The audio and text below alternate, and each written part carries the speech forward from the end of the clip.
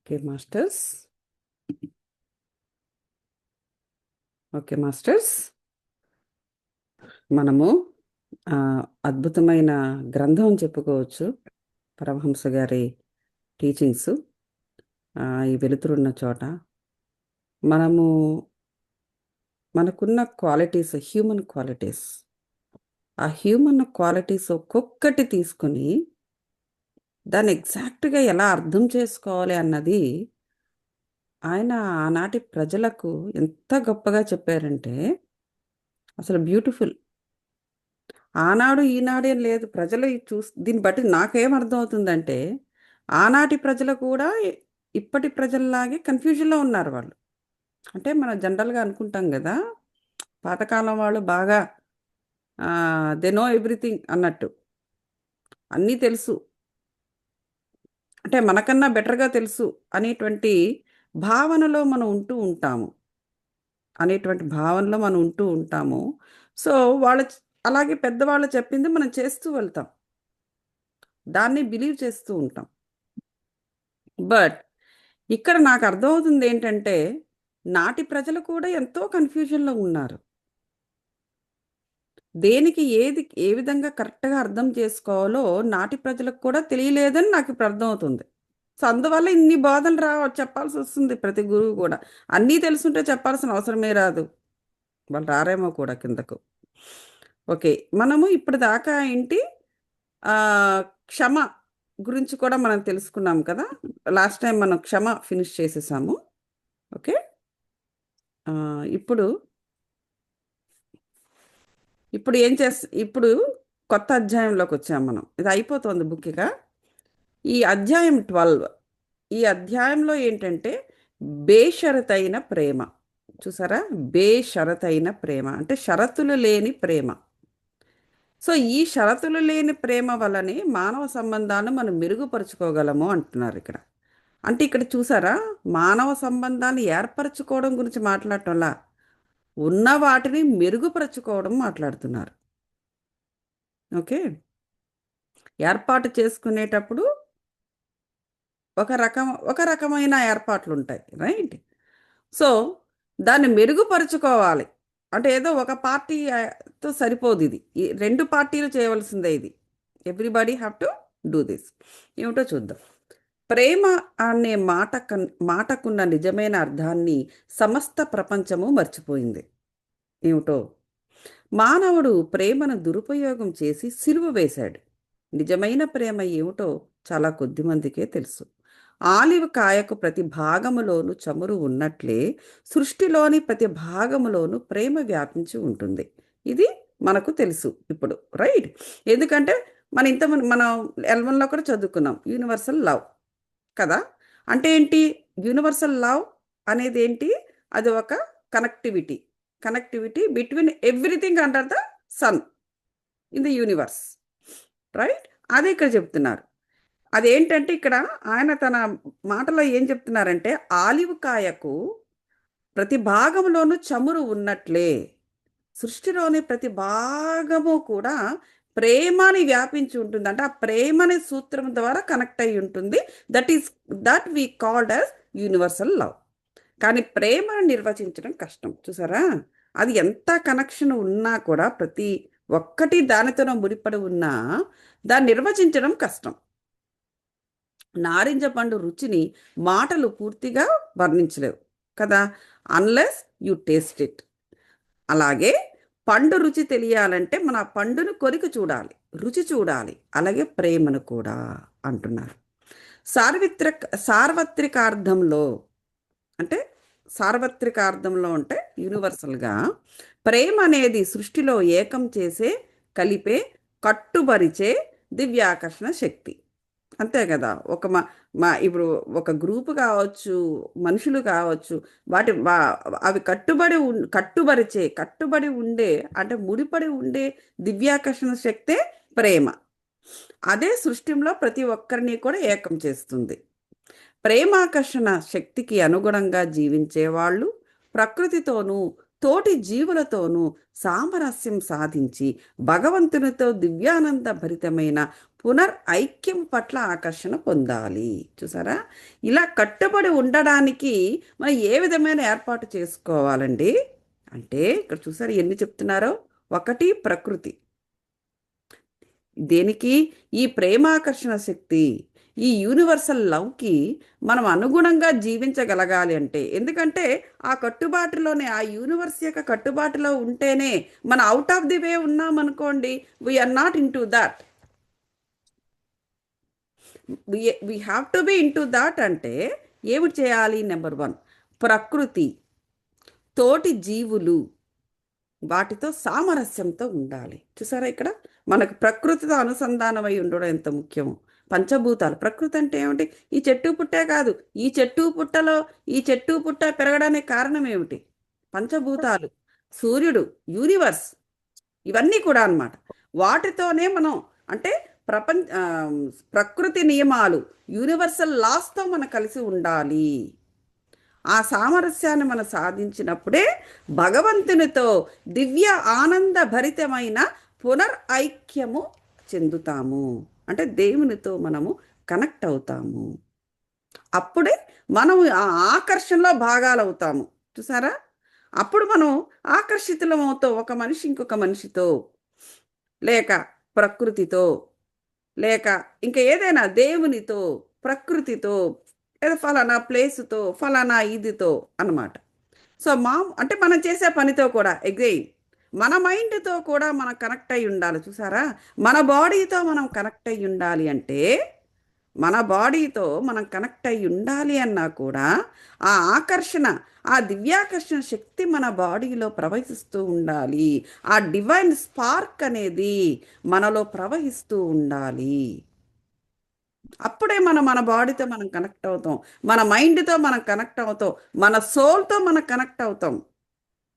ఇవన్నీ కూడా ప్రతి ఒక్కటి. మామూలు ప్రేమ స్వార్థముతో, మామూలు ప్రేమ స్వార్థముతో కూడుకున్నది. ఏదండి? మామూలు ప్రేమ అనేది స్వార్థంతో కూడుకున్నది. అంటే ఏంటి? తామస ప్రధానమైన కోరికల్లోకి, ఆ తృప్తుల్లోకి అలాగా తీసుకుని వెళుతుంది. ఎవరు చెప్పారు? టక్కుమని చెప్పాలి. ఒక యోగి ఆత్మకథ చదివారు మీలో కొంతమంది. యుక్తేశ్వర్ గారు ఉన్నారు. చూసారా? తామస ప్రధానమైన కోరికల్లోకి, తృప్తుల్లోకి దాని వేళ్ళు ప్రాకి ఉంటాయి. దేని వేళ్ళండి? మామూలు ప్రేమ. మామూలు ప్రేమ అంటే స్వార్థముతో కూడుకున్న ప్రేమ. ఇది యుక్తేశ్వర్ గారు చెప్పారు. దివ్య ప్రేమ షరతులు లేదు. ఆ షరతే కనుక ఉంటే ప్రకృతి మనకి ఏమీ ఇవ్వదు.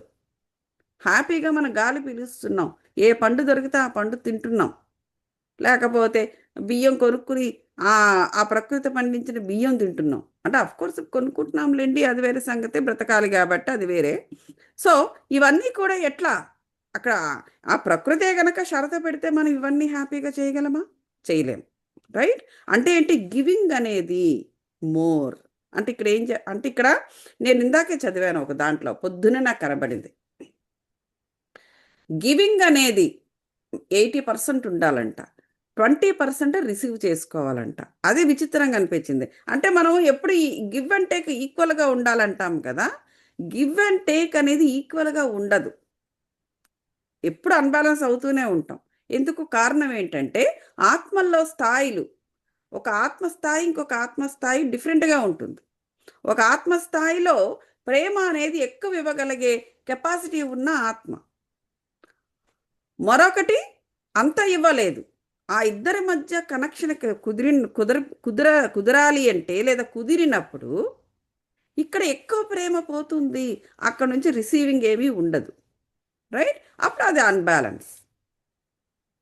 అంటే అక్కడ ఈక్వాలిటీ గురించి మనం చూస్తే, ఇక్కడ మన టోటల్ 100% అని రాసే అని ఒక అంకె వేసుకుందాం. సో ఆ విత్ ఇన్ దట్ 100%లోనే ఆ గివ్ అండ్ టేక్ అనేది ఉంటే, ఆ టోటల్ 100%కి మనము అక్కడికలాగా బ్యాలెన్స్ చేయగలము. See the way we have to understand the life is.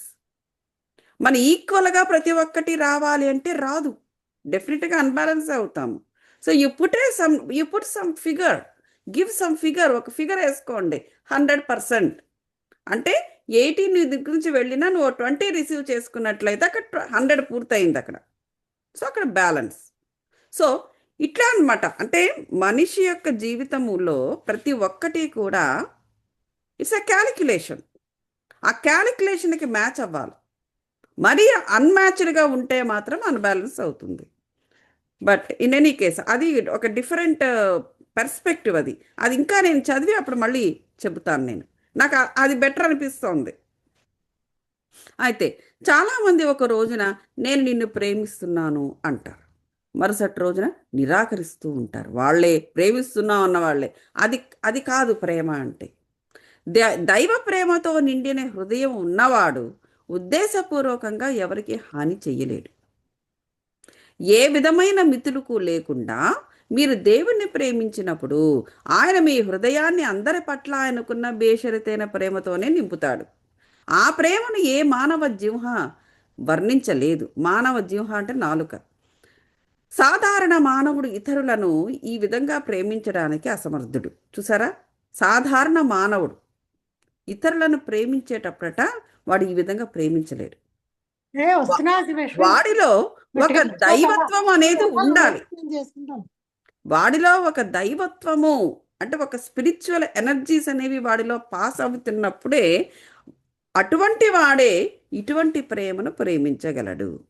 అదేంటంటే మరి ఎంతైనా కొంత మనము ఈ హ్యూమన్ బాడీలో ఉన్నాం కదా, అది ఇస్ ఎ హ్యూమన్ ఎక్స్పీరియన్స్. ఎంతో కొంత మనము కొంచెం స్వార్థం అనేది ఉంటుంది కదా, అది కదా ఇది కదా అని చెప్పేసి అనుకోవడం అనేది జరుగుతూ ఉంటుంది. అది మనం సమర్థించుకోవడము ఉంటుందేమో, కానీ దాన్ని మార్చుకోవాలి. ఇక్కడ ఇప్పుడే చెప్పారు కదా, మెరుగుపరుచుకోవడము ఉండొచ్చు, కరెక్టే అది. ఎందుకంటే ఇట్స్ అ హ్యూమన్ బాడీ. నువ్వు ఎర్త్ కాన్షియస్నెస్తో ఉంటావు, ఎంతో కొంత ఆ స్వార్థం అనేది రావచ్చు. ఆ కట్టుబడి ఉండడము, కట్టుబడి ఉండాలని కోరుకోవడము ఇది ఉండొచ్చు. కానీ దాన్ని మెరుగుపరుచుకోవాలి, దాన్ని మార్చుకోవాలి. అదే ఇక్కడ చెబుతున్నారు. సాధారణ మానవుడు ఇతరులను ఈ విధంగా ప్రేమించడానికి అసమర్థుడు. నేను, నాకు, నాది అన్న స్వార్థపూరితమైన చైతన్యంలో అతడు ఇంకా తనలోనూ ఇతర జీవులందరిలోనూ ఉండే సర్వవ్యాపకుడైన దేవుణ్ణి కనుక్కోలేడు. అది అందువల్ల ఏంటంటే నేను, నాకు అనేటువంటిది అతను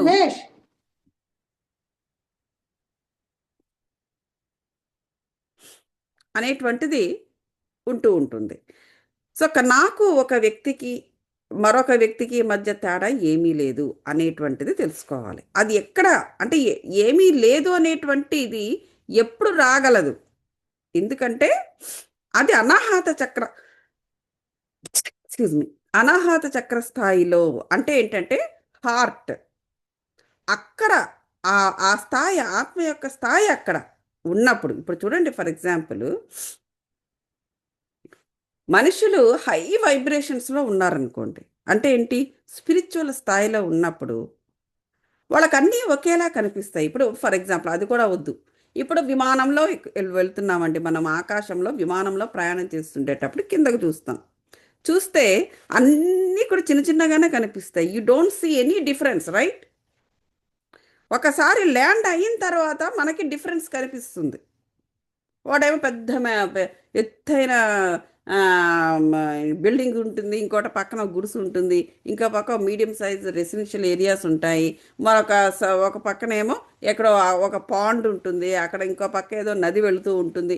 ఈ డిఫరెన్సెస్ నువ్వు ల్యాండ్ మీద ఉన్నప్పుడే నీకు అవన్నీ కనిపిస్తాయి, ఎక్కువ తక్కువ ఎగుడు దిగుడు అనేటువంటిది.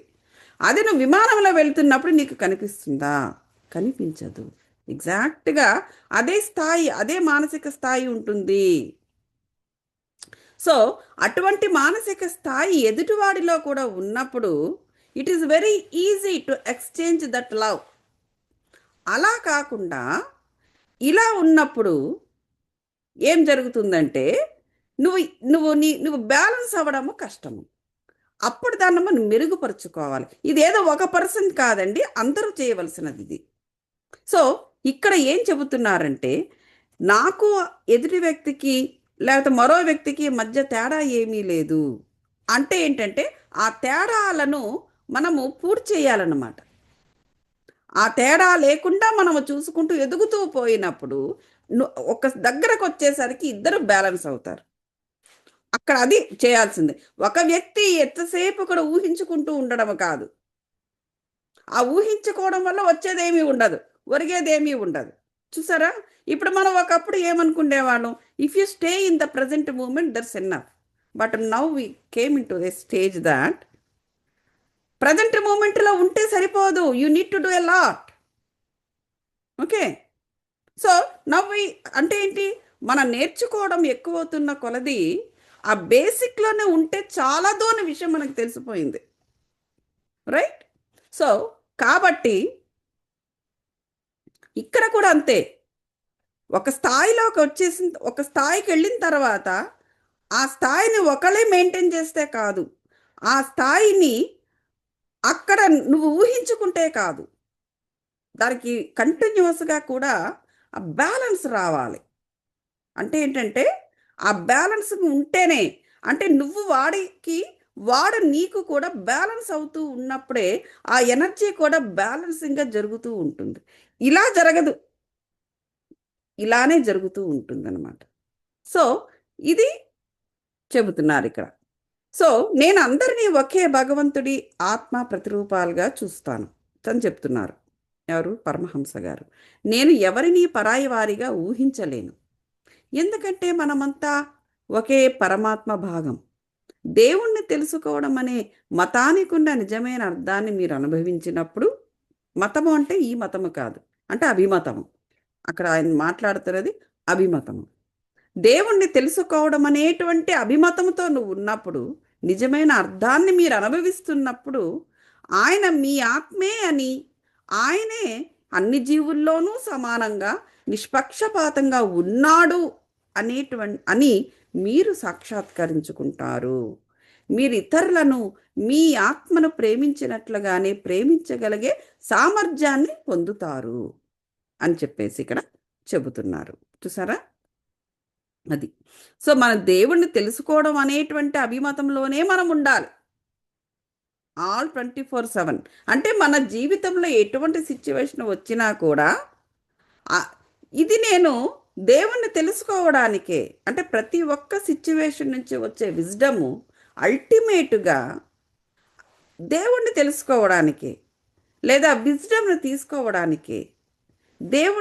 దేవుడు అంటేనే విజ్డమ్ కదా. అదేమంటి ప్రజ్ఞా బ్రహ్మ అని మనం మాట్లాడుకున్నాం. అంటే ఏంటి? విశేషమైన జ్ఞానమే దేవుడు. బ్రహ్మ అంటే దేవుడు, రైట్. విశేషమైన జ్ఞానము, విశేషమైన విజ్డమే దేవుడు. సో మరి ఆ విజ్డమ్ని తెలుసుకోవడానికే, ఆ దేవుణ్ణి కనుక్కోవడానికే ప్రతి సిచ్యువేషను, ప్రతి మనిషి, ప్రతి పక్షి, ప్రతి చెట్టు, ప్రతి పుట్ట ఆ అభిమతాన్ని మనం అలా మార్చేసుకోవాలి. మన అభిమతము, మనలో ఆ అభిమతం అనేది రన్ అవుతూ ఉండాలి. అప్పుడు మనకి చాలా ఈజీ. అప్పుడు ఆటోమేటిక్గా ఏంటంటే ప్రతి ఒక్కదాన్ని ప్రేమించడం మొదలు పెడతాం. ఎందుకంటే ప్రతి ఒక్కటి కూడా మనకి ఆ ప్రజ్ఞా బ్రహ్మ, ఆ దేవుడు అనే జ్ఞానాన్ని అది చూపిస్తూ ఉంటుంది కాబట్టి. చూసారా మనం ఎంత మార్చుకోవాలో ప్రతి ఒక్కరూ కూడా, నాట్ వన్ పర్సన్. అలా ప్రతి ఒక్కరూ మార్చుకునే స్థితిలో ఉంటేనే వీడికి కూడా దారి దొరుకుతుంది. కానీ అందరూ ఇప్పుడు చూడండి, ఒక కప్ప పైకి వెళుతోంది అంటే ఒక 40-50 కప్పలు వెనక్కి లాగుతుంది అనుకోండి, వాడు ఎంత ముందుకు వెళ్ళగలడు? సో ప్రతి కప్ప కూడా బావిలోంచి బయటికి రావాలంటే ప్రతి కప్ప కూడా ఇదే దృష్టితో ఉండాలి. అప్పుడు it's easy to exchange each other, or to know from each other, or to gain from each other. So అప్పుడు బ్రహ్మాన్ని తెలుసుకోవడం ఈజీగా ఉంటుంది. సో దేవుడి దివ్య ప్రేమలో మునిగిపోయి వాడి చేతనలో మోసం ఉండదు. అది మునిగిపోయిన వాడి చేతనలో మోసం ఉండదు. అది అటువంటి దివ్య ప్రేమలో మునిగిపోయిన వాడు ఎప్పుడు ఇతరులను మోసం చెయ్యడు, ఎప్పుడు అబద్ధాలు ఆడడు, ఈ కులము మతము అనేటువంటి సంకుచిత భావాలతో ఉండడు, ఏ విధమైన హద్దులు కూడా వాడు పెట్టుకోడు. మీరు ఆ దైవ ప్రేమను అనుభవించినప్పుడు ఒక పుష్పానికి పశువుకు, ఒక మనిషికి ఇంకొక మనిషికి మధ్య భేదాన్ని చూడరు. సరే, ఏంటంటే ఆ దైవ ప్రేమ అంటే ఏంటంటే ఆ ప్రజ్ఞా బ్రహ్మ, ఆ విశేషమైన ఆ ఆ విజ్డమ్ మనలో కంటిన్యూస్గా రన్ అవుతుంది అనుకోండి. మన రక్తంలో అది అయిపోయింది. మన రక్తంలో అది రన్ అవుతుంది అంటే ఏమవుతుంది? నువ్వే ఒక ప్రేమవైపోతావు. నువ్వే ఒక ప్రేమవైపోయినప్పుడు నీకు పుష్పానికి పశువుకి తేడాయే ఉండదు. ఒక మనిషికి ఇంకో మనిషికి మధ్య భేదము ఉండదు. అంటే ఏంటి? ఆ స్థాయిలో మనం ఉన్నప్పుడు, ఆ స్థాయి ఫిల్టర్స్ని మనం కలిగి ఉన్నప్పుడు, ఆ స్థాయి మనుషులు మనం కలుస్తూ ఉండాలి. ఇప్పుడు చూడండి, ఫర్ ఎగ్జాంపుల్ సీత ఉంది. సీత ఈ స్థాయే, సీతాదేవి ఈ స్థాయి కాబట్టే ఆవిడ ఆ మారీచుడిని రాక్షసుడు ఒక బంగారు లేడీ రూపంలో, మాయా లేడీ రూపంలో వచ్చాడు. రైట్? ఆ లేడీ ఎలా ఉంది? బంగారు వర్ణము, ఆ కళ్ళు ఉంటాయి కదా, చర్మం మీద ఉండే కళ్ళు వెండి కళ్ళు, దగదగ మెరిసిపోతుంది. అటువంటి లేడీ ఎక్కడైనా ఉందా? మాయా లేడీ అన్నారు. అందుకే అది ఇంపాసిబుల్. అలాగ ఒక ఒక లేడీ ఇంకొక లేడీకి జన్మ ఇవ్వడమో అది ఇంపాసిబుల్. సో అక్కడ క్లియర్గా అర్థం అవుతుంది మాయ, రాక్షస మాయాది అనేసి. కానీ ఆవిడకి అర్థం కాలేదు. వీళ్ళిద్దరు చెబుతున్నారు, అయినా ఆవిడకి అర్థం కాలేదు. అంటే ఏ స్థాయిలో ఉన్నారు వారు? ఆలోచించండి. అంటే ఆ కపటాన్ని ఆవిడ గుర్తించలేకపోయారు. అంటే సీతాదేవి ఏమైనా మామూలు ఏ, చిన్న చితక శక్తి ఆవిడ? ఆవిడ దైవ స్వరూపిణి కదా. కానీ ఆవిడే ఆ స్థాయిలో ఉండడం వల్ల ఆ క్రింది స్థాయి మాయను ఆవిడ గుర్తించలేకపోయారు. ఎందుకు? ప్రతిదానిని ఒకేలా చూసే ఆ వైబ్రేషన్లో ఆవిడ ఉన్నారు కాబట్టి. లేకపోతే ఆవిడకున్న శక్తికి తెలుసుకోలేరా ఏమి? ఈయన వీళ్ళకి తెలుసు. అంటే వీళ్ళు ఆ స్థాయిలో లేరు కాబట్టి, ఎర్త్ కాన్షియస్కి దగ్గరగా ఉన్నారు కాబట్టి వీళ్ళు గుర్తించారు వీడేదో రాక్షసమాయ అని. కానీ ఆవిడ గుర్తించలేకపోయారు. సో అట్లా అనమాట. సో ఆ అక్కడ ఏంటంటే ఆ, అదే అది అలా కాకుండా ఆవిడ స్థాయిలో ఉండే మరొక అద్భుతం ఏదైనా జరిగి ఉంటుంటే రామాయణం మరొకలా ఉండేది. రైట్?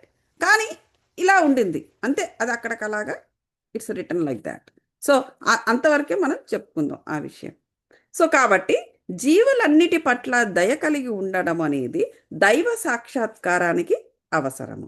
ఎందుకంటే భగవంతుడు తానే ఆ గుణంతో పొంగి పొర్లుతుంటాడు. కోమలమైన హృదయం ఉన్నవారు తమను ఇతరుల స్థానంలో పెట్టుకుని వాళ్ళ బాధను గ్రహించి దాన్ని తగ్గించడానికి ప్రయత్నిస్తారు. దీన్ని ఎంపతి అంటారు. రైట్? కొంతమంది ఎంపథెటిక్గా ఉంటారు. కొన్ని సోల్స్, అన్నీ కాదు, కొన్ని సోల్స్ చాలా ఎంపథెటిక్గా ఉంటాయి. అవి ఏం చేస్తాయంటే ఎదుటి వాళ్ళు ఏదైనా సఫరింగ్లో ఉంటే ఆ సఫరింగ్ని తాము గ్రహిస్తాయి. గ్రహించి తమకున్న పాజిటివ్ ఎనర్జీస్ని, అంటే వాళ్ళకి కావాలని కొంతమంది కావాలని టెక్నికల్గా చేయవచ్చు. కొంతమంది ఏంటంటే ఆ సోల్ యొక్క ఆ ఆ సోలే అంత. మన పూర్ణాత్మలో చదువుకున్నాం. ప్రతి ఆత్మ కూడా ఈ భూమి మీదకి వచ్చినప్పుడు కొన్ని ఆ, తన ఓన్ కొన్ని క్వాలిటీస్తో కిందకు వస్తుంది. ఆ క్వాలిటీ ద్వారానే భూమి మీద లెర్నింగ్ చేయడానికి, using those qualities to learn more from the earth. So కొన్ని సోల్స్ ఎంపథెటిక్. సో అందువల్ల వాళ్ళు భయపడితే అలా ఉంటారన్నమాట. సో ఆటోమేటిక్గా ఏమవుతుందంటే వాళ్ళు ఆ బాధను వాళ్ళు గ్రహిస్తారు. ఆ సోల్ గ్రహిస్తుంది. వాళ్ళు అంటే సోల్ గ్రహిస్తూ ఉంటుంది అనమాట. ఇవన్నీ ఏంటంటే ఇవి దేవుని యొక్క ఆ, లక్షణాలు అవి. దేవుని యొక్క లక్షణమే అది. కానీ ఆ క్వాలిటీ ద్వారా మరికొంత లెర్నింగ్ చేయడానికి ఆ సోల్ వస్తుంది. ఉండవచ్చు దానివల్ల వాళ్ళకి కొన్ని ఆ, భూమి కదా, భూమి మీద కొన్ని లాభాలు కొన్ని నష్టాలు వాళ్ళు కలుగుతూ ఉండవచ్చు. బట్ ద థింగ్ ఏంటంటే they learn that way. So that's how they learn that way. Okay. So ఈ స్త్రీ పురుషుల లక్షణాలని సంతులనం చేయడం ఎలా? ఓకే. స్త్రీ పురుషుల మధ్య ఎప్పుడూ ఏదో ఒక తగు ఉన్నట్టుగా కనిపిస్తుంది. అంతే కదా. అంటే వాళ్ళిద్దరి యొక్క మైండ్ సెట్ ఒకలా ఉండదు కదండి. స్త్రీ ఒకలా ఆలోచిస్తుంటే పురుషుడు ఇంకోలా ఆలోచిస్తుంటాడు. వాళ్ళిద్దరి దగ్గర సంతులనం అనేది పెద్దగా ఉండదు, అంటే ప్రతిదానికి కూడా. కానీ వాళ్ళిద్దరూ సమానం. చూసారా? సో ఈ ఈ స్త్రీ లేకపోతే పురుషుని యొక్క ఎనర్జీ వీక్ అవుతుంది, పురుషుడు లేకపోతే స్త్రీ యొక్క ఎనర్జీ వీక్ అవుతుంది. ఇద్దరు సమానులే, కానీ ఇద్దరికీ కూడా ఆలోచనలో కానీ ప్రతి దాంట్లో కూడా డిఫరెన్స్ కనిపిస్తుంది. సో అలాగని ఇద్దరు డిఫరెంట్ కాదు. సో ఈ జీవిత కాలంలో మీరేంటన్న దాని గురించి గుర్తించాలి, అదనమాట. సో అది ఇది మైండ్లో పెట్టుకోవాలి ప్రతి ఒక్కరూ కూడా. ఇది మైండ్లో పెట్టుకున్నప్పుడు వారు ఆటోమేటిక్గా సంతులన అనేది, అంటే ఆ బ్యాలెన్స్ అనేది కలగడానికి వారి ఏర్పాట్లు వాళ్ళు చేసుకునే అవకాశం ఉంటుంది. నిద్రలో నువ్వు ఆడో మగో మనకు తెలియదు, మనం నిద్రపోతూ ఉంటాం కదా. యుక్తేశ్వర్ గారు అన్న మాట ఇది. మనం నిద్రపోతుండేటప్పుడు నువ్వు ఆడా మగ అంటే, ఆడవాళ్ళకైనా అదే అమౌంట్ ఆఫ్ నిద్ర, అదే చక్కగా నిద్రపోతారు. మగవాడైనా అదే అమౌంట్ ఆఫ్ నిద్ర, అదే చక్కగా నిద్రపోతారు. ఆడ నిద్ర మగ నిద్ర అనేది ఉండదు కదా. అలాగే స్త్రీ రూపం ధరించిన పురుషుడు స్త్రీ కానట్టే, స్త్రీ పురుషులు ఇద్దరూ కూడా రూపధారణ చేసిన ఆత్మలే. అంటే ఏంటి? ఆత్మగా స్త్రీ పురుష అనే భేదం లేదు. ఓన్లీ ఆ రూపము మనకు, ఆ హ్యూమన్ రూపం, అటువంటి హ్యూమన్ రూపం తీసుకున్నప్పుడే ఇది స్త్రీ, ఇది పురుషుడు అని. కానీ యాజ్ సచ్ ఆత్మస్వరూపంలో ఉంటే స్త్రీయా పురుషుని ఎట్లా చెప్తాము? చెప్పడానికి లేదు అక్కడ. సో అంటే అక్కడ ఏమర్థమవుతుంది? ఆత్మ అనేది నిర్వికారము, నిర్గుణము. ఈ నిర్వికారము నిర్గుణము అని ఎవరికండి మనం చెప్తాము? శివుడికి చెప్తాం, దేవుడికి చెప్తాం, రైట్? ఆయన నిరాకారుడు, నిర్గుణుడు, శివలింగానికి మనం చెబుతాం. మరి అదే మాట మరి మన ఆత్మకు కూడా వర్తిస్తుంది కదా. అంటే మనం ఎవరము? ఆ భగవంతుని స్వరూపం తెలియట్లే, ఆ లింగాకారమే మనము కూడా అని తెలియటం లేదా? అంతే కదా. మనం కూడా నిర్గుణాకారమే. ఒకసారి ఈ శరీరం పడిపోతే మనము కూడా నిర్గుణాకారమే. అంటే ఏంటంటే దానికి గల సాధన మనం చెయ్యాలి. ఆ దేవుడు కూడా సాధన చేసే దేవుడు అయ్యాడు. ఎలాంటి సాధన? మన చుట్టుకుని ఉండే ఎమోషనల్ లేయర్స్, మెంటల్ లేయర్స్, వాటన్నిటినీ కూడా చనిపోయే నాటికి మనము క్లెన్స్ చేసేసుకుంటే, కేవలము జ్ఞానం మాత్రమే మన సూక్ష్మ శరీరం చుట్టుకుని మనం వెళ్ళిపోతాం. ఆ క్లెన్స్ చేసుకోలేదనుకోండి, ఆ unclean emotional bodies, mental bodies ఈ భూమి మీదే ఉంటాయి. అప్పుడు మనము ఏం జరుగుతుంది? అవి లాగుతూ ఉంటుంది అనమాట. మళ్ళీ నెక్స్ట్ జన్మ వచ్చేటప్పటికి ఇవన్నీ కూడా మనకి అటాచ్ అయిపోతుంది. మనమే కదా అవి. మళ్ళీ అప్పుడు ఏం జరుగుతుంది? మనం వచ్చిన కొత్త జన్మలో ఇవి ఇంటర్ఫేర్ అవుతూ ఉంటుంది. వాటినే కర్మ అంటున్నాం మనం. పూర్వజన్మ బంధాలు, పూర్వజన్మ కర్మలు అంటున్నాం. అవి ఇంటర్ఫేర్ అవుతూ ఉంటాయి. ఎందుకు? It's after all yours only. నువ్వు ఆనాడు అన్రిజాల్వ్డ్గా వదిలేసిపోయావు, నువ్వు క్లెన్స్ చేయకుండా వదిలేసిపోయావు. మరి ఏడకపోతాయి అవి. మళ్ళీ వచ్చిన తర్వాత నిన్నే పట్టుకుంటాయి, వచ్చి మళ్ళీ అందులోకి ఆ ప్రస్తుత కర్మలోకి దూరుతూ ఉంటాయన్నమాట. ఆ దూరినప్పుడే మనకి అనేక రకాలైన బాధలు కూడా వస్తూ ఉంటాయి. Of course we are capable enough to get more karmas, of course, అది వేరు, అలాగనమాట. సో నేను మగవాణ్ణి లేదా ఆడదాన్ని అన్న చేతనకు పరిమితం అవ్వడానికి మీరు ఏమాత్రము సమ్మతించకండి. సో ఇక్కడ ఏం చెప్తున్నారంటే, కాబట్టి మనము ఆ భగవంతుడిలాగే నిర్గుణాకారము, నిర్వికారము. కాబట్టి నేను స్త్రీని, నేను పురుషుని అనేటువంటి భావన ఇక తీసేయండి అంటున్నారు. ఏమాత్రము సమ్మతించద్దు. మీరు దేవుని రూపంతో తయారైన ఒక ఆత్మ, ఆ లింగాకారము. మనము కూడా అంతే. నేను పురుషుణ్ణి కాను, స్త్రీని కాను, నేను ఒక ఆత్మను. నేను శరీరాన్ని కాను, నేను ఆలోచనను కాను, నేను ఒక ఆత్మను. నేను పురుషుణ్ణి కాను, స్త్రీని కాను, నేను ఒక ఆత్మను. ఇలా ఎల్లప్పుడూ గుర్తుపెట్టుకోవడం అనేది అత్యంత తెలివైన మార్గము. అప్పుడు మీరు 2 సంస్కారాల పరిమితి చేతన నుంచి మిమ్మల్ని మీరు విముక్తి చేసుకుంటారు. చూసారా? చాలా సింపుల్ టెక్నిక్ అండి. మనం బిలీవ్ చేయడంతోనే ఆ కొన్ని బౌండరీస్ పోతాయి మన నుంచి, జస్ట్ బిలీవ్ చేస్తే. సో ఏమని బిలీవ్ చేయాలి? నేను స్త్రీని కాను, పురుషుణ్ణి కాను, నేను ఒక ఆత్మను. Believe it. ఆ బిలీఫ్ని నువ్వు ఎస్టాబ్లిష్ చేయి నీ మైండ్ ద్వారా. అలాగే నేను ఆత్మను, నేను శరీరాన్ని కాను, నేను ఆలోచనని కాను, నేను ఒక ఆత్మను. అంతే కదండి. ఆలోచనకి ఏముంది? వేదవది ఉంటే ఉంటుంది, వదిలేస్తే వదిలేస్తాము. రైట్? శరీరము, శరీరము కూడా ఇట్ ఈజ్ నాట్ పర్మనెంట్. చిన్నప్పుడు ఇంతే పుట్టాం మనము, అలా అగల అగల శరీరం పెద్దదైంది. Right? It has no size. అంటే ఏంటి? మనకు లేదా జిమ్కి వెళ్ళిపోయి మన శరీరాన్ని రెడ్యూస్ కూడా చేసుకోగలం, లేదా బాగా తిని శరీరాన్ని పెంచుకోగలం. అంటే ఏంటి? శరీరం కూడా పర్మనెంట్ కాదు, మన ఇష్టం. అది ఉంటే ఉంచుకోవచ్చు, లేదా తుంచుకుంటే తుంచుకోవచ్చు. ఆలోచన కూడా అంతే. సో అంటే ఏంటి? అవి శాశ్వతము కాదు. మరి ఏది శాశ్వతము? ఆత్మ శాశ్వతము. ఇలాంటి చిన్న చిన్న ఎక్స్పెరిమెంట్స్ ప్రతి మనిషి కూడా ప్రతిరోజు ఆలోచనల ద్వారా, ప్రతిరోజు కూడా ఆలోచనల ద్వారా చిన్న చిన్న ఎక్స్పెరిమెంట్స్ చేసుకుంటూ వెళ్ళడం అనేది చాలా ఇంపార్టెంట్. అప్పుడు ఆటోమేటిక్గా ఏమవుతుందంటే నేను నాది అనేటువంటి అహం నుంచి కొంతవరకు బయటపడతాం. అంతే, ఇది మన చేతిలోనే ఉంది. మీరు పురుషుడిగా స్త్రీగా జన్మించి ఉన్న మీ అత్యున్నమైన దైవశక్తిని మాత్రం తెలుసుకుంటాం. అది దేవుడు అనంత జ్ఞానము, ఇంకా అనంత అనుభూతి. ఇప్పుడు మనం దేవుణ్ణి అంటే విశేష ప్రజ్ఞా బ్రహ్మ, ఈ అంటే ఆ విశేషమైన జ్ఞానమే దేవుడు. దాన్ని మనం దాన్ని తెలుసుకుంటున్న కొద్దీ కూడా మన అనుభూతిని చెందుతాము. చూడండి ఎంత బాగుందో. మనకు అనుభూతులు అనేవి తక్కువైపోతూ ఉంటుంది మానవ జీవితంలో. చిన్నప్పుడు మంచి ఎగ్జామ్ గట్రా బాగా ఎక్కువ మార్కులు తీసుకొచ్చుకుంటే ఒక మంచి అనుభూతి. అది పెద్ద అవుతున్న తర్వాత అది గాన్, ఇంకా అనుభూతి మనకి రాదు. అలాగే ప్రేమించినప్పుడు ఒక అనుభూతి, ఇంకా దాని నుంచి బయటపడిన తర్వాత ఇక ఆ అనుభూతి ఇక దొరకదు.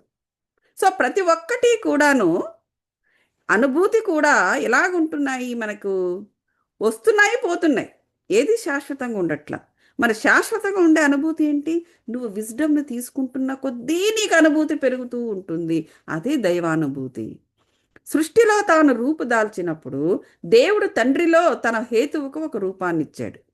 చూడండి, సృష్టిలో తాను రూపుదాల్చినప్పుడు దేవుడు తండ్రిలో ఒక హేతువుకు ఒక రూపాన్ని ఇచ్చాడు. ఇంకా తల్లిలో అనుభూతికి ఒక రూపాన్ని ఇచ్చాడు. ప్రతి తండ్రి తల్లి దేవుడు తండ్రి వంటి హేతువును, తల్లి అర్ధహృదయపు శక్తిని కలిగి ఉన్నారు. చూసారా ఇక్కడ ఏం చెబుతున్నారో? ఈ గుణాలను వారు పరిపూర్ణం చేసుకోవాలి. అంటే ఏంటి? ఆర్ద్ర హృదయపు శక్తి. ఇప్పుడు మన తల్లి దగ్గర నుంచి ఆర్ద్ర హృదయపు శక్తిని మనం తీసుకుంటాము. మనకు తల్లిదండ్రులు ఉన్నారు కదా, ఆయన నుంచి తీసుకునే అంటే క్రోమోజోమ్స్ అవన్నీ పక్కన పెట్టండి, సైన్స్. సో ఈ నుంచి తీసుకునే శక్తి ఏంటి? ఆవిడ నుంచి తీసుకునే శక్తి ఏమిటి? ఏమిటి రన్ అవుతుంది మనలో? తల్లి నుంచి మనము ఆర్ద్ర హృదయపు శక్తిని తీసుకుంటాము. తండ్రి దగ్గర నుంచి దేవుణ్ణి తీసుకుంటాము. దైవశక్తి, దేవుడు వంటి హేతు ఆయనలో మగవాడిలో ఉంటుంది, ఆ పురుషుడిలో ఉంటుంది. ఆ శక్తిని బిడ్డ తీసుకుంటుంది. ఈవిడ యొక్క ఆర్ద్రత హృదయపు శక్తిని, అంటే హార్ట్ ఇక్కడి నుంచి వస్తుందండి, తల్లి నుంచి వస్తుంది. ఇక్కడ దేవుడు అనేది అంటే విశేషమైన విజ్డము అనేది తండ్రి నుంచి వస్తుంది. ఇది ఎక్కడ ఉంటాయండి? స్వాదిష్టాన చక్ర, వాళ్ళిద్దరికి ఎక్కడ ఉంటాయి? స్వాదిష్టాన చక్ర స్థాయిలో ఉంటాయి. అవన్నీ వాళ్ళు కూడా మేలు కలుపుకొని ఉండాలి. యాక్చువల్గా చెప్పాలంటే దేవుడు ఇక్కడ అందరూ ఇది ఏదో ఒకరికి ఇది ఒకరికి కాదు. స్పిరిచువాలిటీ అందరూ కూడా ఆ ఎలిజిబిలిటీని కలిగి ఉండాలి. ఆ ఎలిజిబిలిటీని కలిగి ఉండాలి. L1లోనే మనకు ఒక పాఠం ఉంది, గర్భాశయం అనేది. స్వాదిష్టాన చక్ర స్థాయిలో స్త్రీ యొక్క స్పిరిచువల్ శక్తి అక్కడ ఉందని చెప్తున్నాం. పురుషుల్లో ఎక్కడ ఉంటుంది? వాడికి అక్కడే ఉంటుంది. పురుషుల్లో ఉండే శక్తి ఎటువంటి శక్తి అండి? విశేష బ్రహ్మ. స్త్రీలో ఉన్నది కంప్లీట్గా స్పిరిచువల్ హృదయం, ఆర్ద్రపు హృదయము. ఆ శక్తి అక్కడ ఫీమేల్ అండ్ మేల్ ఎనర్జీస్, ఆ రెండింటినీ కూడా తీసుకుని బిడ్డ పుడుతుంది. మరి ఈ బిడ్డ వీడు ఎలా ఉంటాడు? మరి ఎలా ఉండాలి? మరి కానీ అలా ఉండటం లేదే. కారణం ఏంటి? ఆ స్త్రీ పురుషులిద్దరూ కూడా ఈ బిడ్డను ప్రొడ్యూస్ చేసేటప్పటికి వాళ్ళు ఇంకా ఎలిజిబిలిటీని సంపాదించుకోవటం లేదు. ఏ ఎలిజిబిలిటీనండి? వాళ్ళలో ఉన్న శక్తిని వాళ్ళు మేలుకొలుపుకునే ఎలిజిబిలిటీని వాళ్ళు సంపాదించుకోవటం లేదు. ఒక నార్మల్ బిడ్డలు కనేస్తున్నారు. ఇది అందరూ కూడా చేయవలసిన పని, ఏదో ఒకళ్ళో ఇద్దరు చేసేది కాదండి. సో ఈ గుణాలు అప్పుడు, ఈ గుణాలతోనే అప్పుడు వాడు పరిపూర్ణం అవుతాడు. ఎవడు? ఈ పుట్టినవాడు. సో దివ్య మానవుడు అవుతాడు వాడు. అంటే ఈ దివ్య మానవుడిలో ఏముంటుందండి? తండ్రి యొక్క దైవశక్తి, తల్లి యొక్క హృదయపు శక్తి, స్పిరిచువల్ శక్తి రెండూ కూడా ఉంటుంది. అప్పుడు వాటిని వాడు అభివృద్ధి చేసుకుంటాడు. పురుషుడు స్త్రీ సులభంగా భావోద్వేగం పొంది యుక్తియుక్తంగా ఆలోచించలేదని వాదిస్తుంటాడు. ఎవరు? పురుషుడట. స్త్రీ ఎక్కువ ఎమోషనల్గా ఉంటుంది, అది ఇది, ఆమెకు ఆలోచన ఉండదు, ఊరికే ఇట్లా మామూలుగా కూడా అంటూ ఉంటారు. స్త్రీ ఏంటి? పురుషుడి యొక్క మనోభావాలు తెలుసుకోలేదని ఆవిడ మొరపెట్టుకుంటూ ఉంటుంది. మామూలుగా వీడు చెప్పిన మాట వెండు మొగుడనేవాడని ఈవిడ ఫీల్ అవుతూ ఉంటుంది. స్త్రీ హేతుబద్ధంగా వివేచన చేయగలదు, కానీ భావోద్వేగం వల్ల కలిగిన చిత్తవృత్తి ఆమె స్వభావంలో అన్నిటికన్నా పైన ఉంటుంది. పురుషుడు అనుభూతిని పొందగలడు, కానీ అతనిలో హేతువు ప్రాబల్యం వహిస్తూ ఉంటుంది. చూసారా? ఇక్కడ స్త్రీ పురుషుల యొక్క వ్యత్యాసాలు కూడా చెప్పేస్తున్నారు, తేడాలు. ఇక్కడ ఆమెకి ఏంటంటే, స్త్రీ ఎప్పుడూ కూడా వివేకం ఎక్కువ, తెలివి ఎక్కువ ఆవిడికి, కానీ భావోద్వేగాల పాలవుతూ ఉంటుంది. పురుషుడికి ఏంటంటే అతనికి అనుభూతి ఎక్కువ చెందుతూ ఉంటాడు. చూడండి, కావాలంటే హీజ్ పొయిటిక్ కూడా. మగవాడు చాలా పొయిటిక్గా ఉంటాడు స్త్రీ కన్నా. స్త్రీని ఎన్నో రకాలుగా వర్ణించేది ఎవరండి? పురుషుడే, రైట్? ఎందుకంటే అతనిలో అనుభూతి చెందే ఆ నేచర్ ఉంటుంది. సో అందువల్ల బై బర్త్ మగవాడు ఎప్పుడూ కూడా పొయిటిక్. ఓకే, స్త్రీ కూడా పొయిటిక్కే, నేను కాదనను. ఎంతోమంది మనకి రచయితలు, కావ్యాలు రాసిన వాళ్ళు, మళ్ళా వీళ్ళందరూ ఉన్నారు. But that is different thing. కానీ మెజారిటీ మెన్ ఆర్ పొయిటిక్. ఎందుకంటే అనుభూతి చెందగలిగే ఆ పదార్థము వాడిలో ఉంటుంది, కానీ వాడి యొక్క నమ్మకాలు అనేవి వాటిపైన ఎక్కువ డామినేట్ చేస్తూ ఉంటాయి. పురుషుడికి స్త్రీకి మధ్య కొంచెం వ్యత్యాసం చూపడానికి దేవుడు ఈ శారీరకమైన మానసికమైన తేడాలన్నీ సృష్టించాడు. అంటే వాళ్ళు ఆ విధంగా ఎందుకున్నారండి అంటే అవసరము, అంతే. వాళ్ళ మధ్య ఆదర్శవంతమైన, అంటే వాళ్ళిద్దరి మధ్య ఇద్దరు కూడా అక్కడ షేరింగ్ అనేది జరగాలి. ఈ షేరింగ్ ఏంటంటే, ఇక్కడ భావోద్వేగంలో కొంచెం తక్కువ ఉన్నాడు మగవాడు, అది ఆవిడ నుంచి ఈవిడి నేర్చుకోవాలి. లాక్కోవడానికి ఇవి శక్తిది, లాక్కోవడానికి పీక్కోవడానికి అయ్యే పని కాదు. ఆవిడలో ఉన్న లక్షణాలు ఇతను నేర్చుకోవాలి, ఇతనిలో ఉన్న లక్షణాలు ఆవిడ నేర్చుకోవాలి. అలాగే స్త్రీ పురుషులే కాకుండా ప్రతి ఒక్కరూ కూడా ఇలా నేర్చుకోవడం అనే దాని గురించి భూమి మీదకి వచ్చాం. అది లేకపోతే ఎట్లా? సో పురుషుడికి స్త్రీకి మధ్య కొంచెం ఓకే. సో కాబట్టి పురుషుడిలో దాగి ఉన్న అనుభూతిని బయటకు తీసుకురావడము, స్త్రీలో గుప్తంగా ఉన్న హేతును అభివృద్ధి చేయడము, ఇలా ఒకరికొకరు ఇలా దివ్య గుణాలను వారు ఒకరికొకరు వాళ్ళ పరిపూర్ణ హేతువును, పరిపూర్ణంగా అనుభూతిని పెంపొందించుకుంటూ ఒకరికొకరు సహాయం చేసుకుంటూ స్త్రీ పురుషులిద్దరూ బ్రతకవలసినదే. స్నేహం, అవగాహనల ద్వారా ఒకరి నుంచి మరొకరు నేర్చుకుని స్త్రీ పురుషుడు ప్రతి ఒక్కరూ సంతులను సాధించే దిశగా ప్రయత్నించాలి. చూసారా? మానవ సంబంధాలను మనము ఏ విధంగా మెరుగుపరుచుకోవాలంటే ఇలా, అది ఒక స్త్రీ పురుషులే కాదండి, స్త్రీలు టు స్త్రీలు కావచ్చు, పురుషులు టు పురుషులు కావచ్చు, అది బయట వారు కావచ్చు, లేకపోతే ఇంట్లో వారు కావచ్చు, ఎవరైనా సరే స్పిరిచువాలిటీలో కుటుంబానికి కూడా సంఘంలోనే అంటారు, సాంఘిక బంధాల్లోనే కుటుంబం కూడా ఉంటుంది. మనము అక్కడ ఏంటంటే కాస్త బయాస్డ్, పక్షపాత బుద్ధితో నా కుటుంబం చాలా గొప్ప, లేదా మేము ఇలాంటి వాళ్ళము, అదంతా కూడా ఏంటంటే బోగస్ లక్షణాలు, బోగస్ బిలీఫ్ సిస్టమ్స్ అవి. కానీ స్పిరిచువాలిటీలో నువ్వు తప్ప, అంటే నువ్వు అంటే అక్కడ నీ ఆత్మ, నువ్వు మాత్రమే నువ్వు, that is what your personal. The remaining అంతా కూడా సంఘమే, సాంఘికం. నువ్వు అంటే నీ బాడీ, మైండ్ అండ్ సోల్, అది మాత్రమే నీ personal. That's all you are. నువ్వు ఎక్కడ నిలబడ్డావో, ఎంత ముక్కను నిలబడ్డావో అంతే నీది. అది అంతసేపు అక్కడ నిలబడినంత. ఇప్పుడు నేను కూర్చున్నాను కదా ఇక్కడ, అంతే నాది. మిగతాదంతా సంఘమే. సంఘము, లోకము, వాట్ ఎవర్ యూసే, ప్రకృతి, యూనివర్స్, ఈ ఒక్క ఇంతే. ఇప్పుడు ఇక్కడ కూర్చు, ఇంతే నాది, ఇది ఇంతే నేను, నా పర్సనల్. మిగతాదంతా కూడా సంఘమే, మనదేదీ కాదు స్పిరిచువాలిటీలో. అదే సాంఘంలో కోసం మా అంతటోడు లేడు. సో కాబట్టి స్త్రీ పురుషులు ఒకరి స్వభావాన్ని మరొకరు అర్థం చేసుకోకపోతే వాళ్ళిద్దరు అవివేకులు. చూసారా, ఒకరినొకరు హింసించుకుంటారు. చూడండి, ఇంత క్లియర్గా చెప్పేశారు. వాళ్ళు ఒకరినొకరు హింసించుకుంటారు. స్త్రీ పురుషులు ఒకరి స్వభావాన్ని ఒకరు అర్థం చేసుకోకపోతే, అండర్లైన్, అవివేకంగా వాళ్ళు ఒకరినొకరు హింసించుకుంటారు. ప్రతి ఒక్కరు కూడా హేతువు అనుభూతి. ఒకరు హేతువు, ఒకరు అనుభూతి. ఈయనకు అది కావాలి, ఆవిడికి ఇది కావాలి. రెండింటి మధ్య మనస్సు సంతులనాన్ని ఉండాలి. మనసుకి సంతులనము అనేది ఉండాలి. ఒక నిండైన వ్యక్తిత్వంగా, ఒక పరిపూర్ణ మానవుడిగా తయారు చేసుకోవాలి. చూసారా, అది. సో దైవ సంసర్గము ద్వారా మీరు మీలోనే ఈ రెండు గుణాలలో సామరస్యాన్ని, సంతులనాన్ని తయారు చేసుకోవాలి. ఈ రెండు ఇలాగా బ్యాలెన్స్ రావాలంటే మనకు కావాల్సింది ఏమిటండి? దైవశక్తి. ఆ దైవశక్తి ఇద్దరిలోని రన్ అవుతుండేటప్పుడు వీరిద్దరి యొక్క అన్బ్యాలెన్సెస్ అన్నిటినీ కూడా బ్యాలెన్స్ చేస్తూ ఉంటుంది. ఆ దైవశక్తి రన్ అవుతూ ఉండాలి. గొప్ప మహాత్ముల్లో స్త్రీ పురుష లక్షణాల ఆదర్శవంతమైన కలయికను మనం చూస్తాం.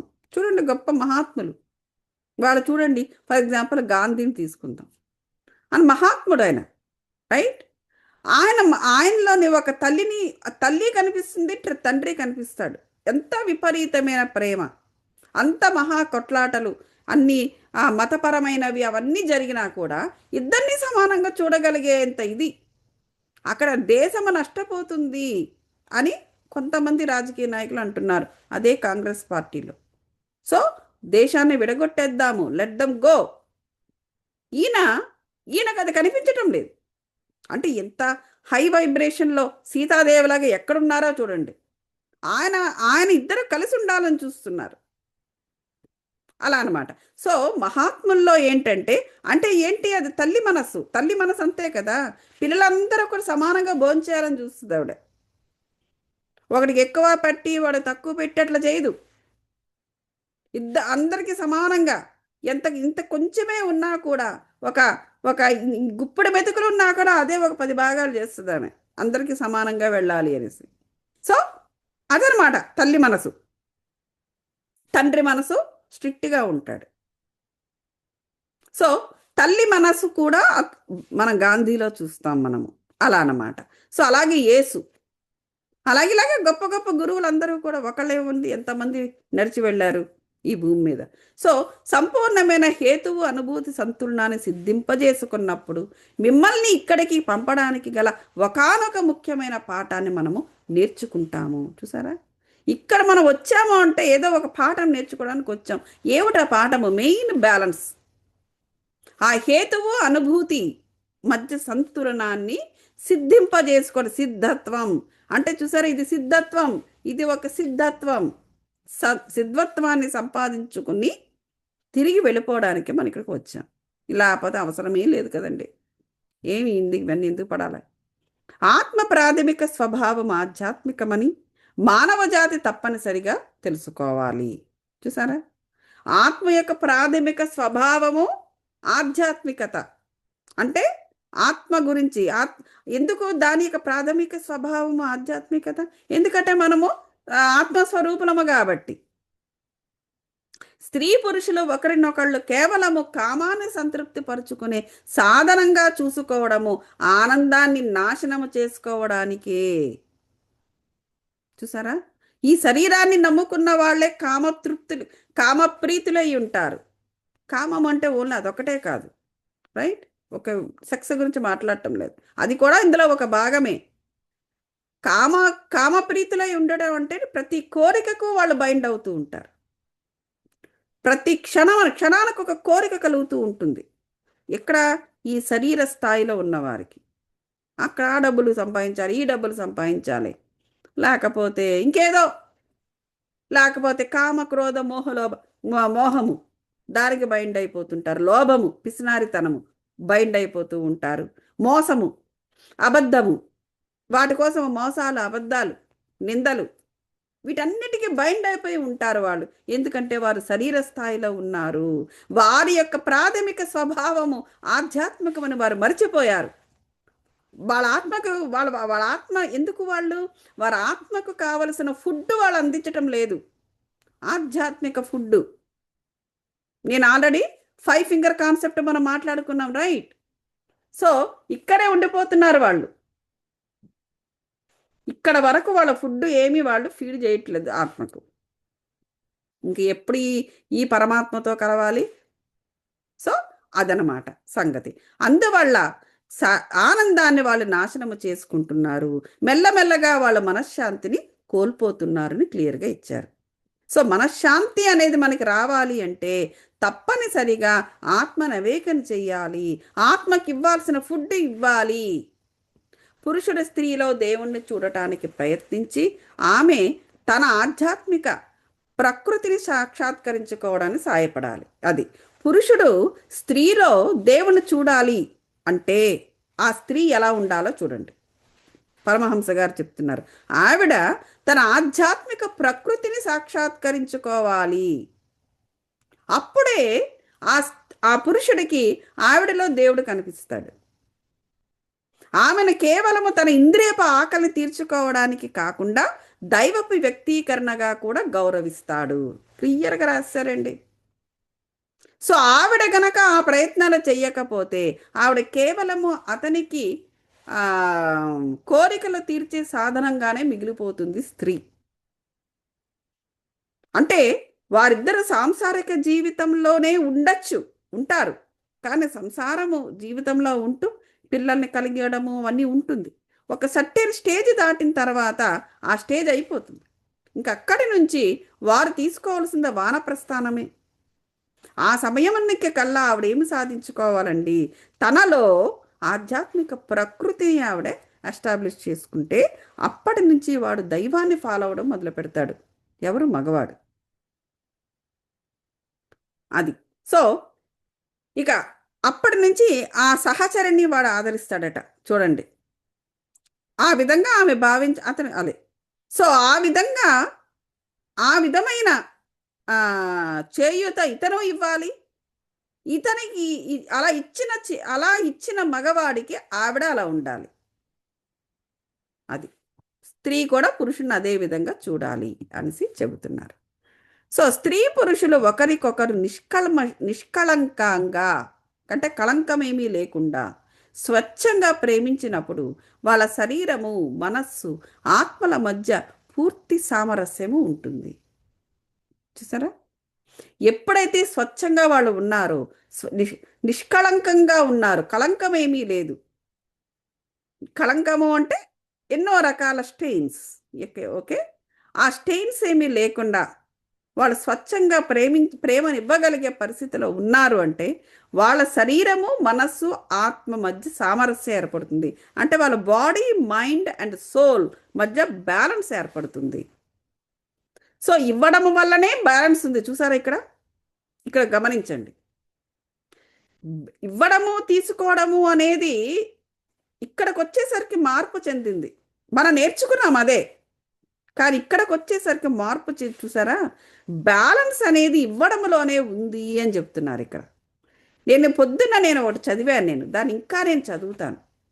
100% మనం అక్కడ వేసుకుంటే 80% గివింగ్, ఓన్లీ 20% తీసుకోమన్నారు. So that it will be balanced at 100% అని.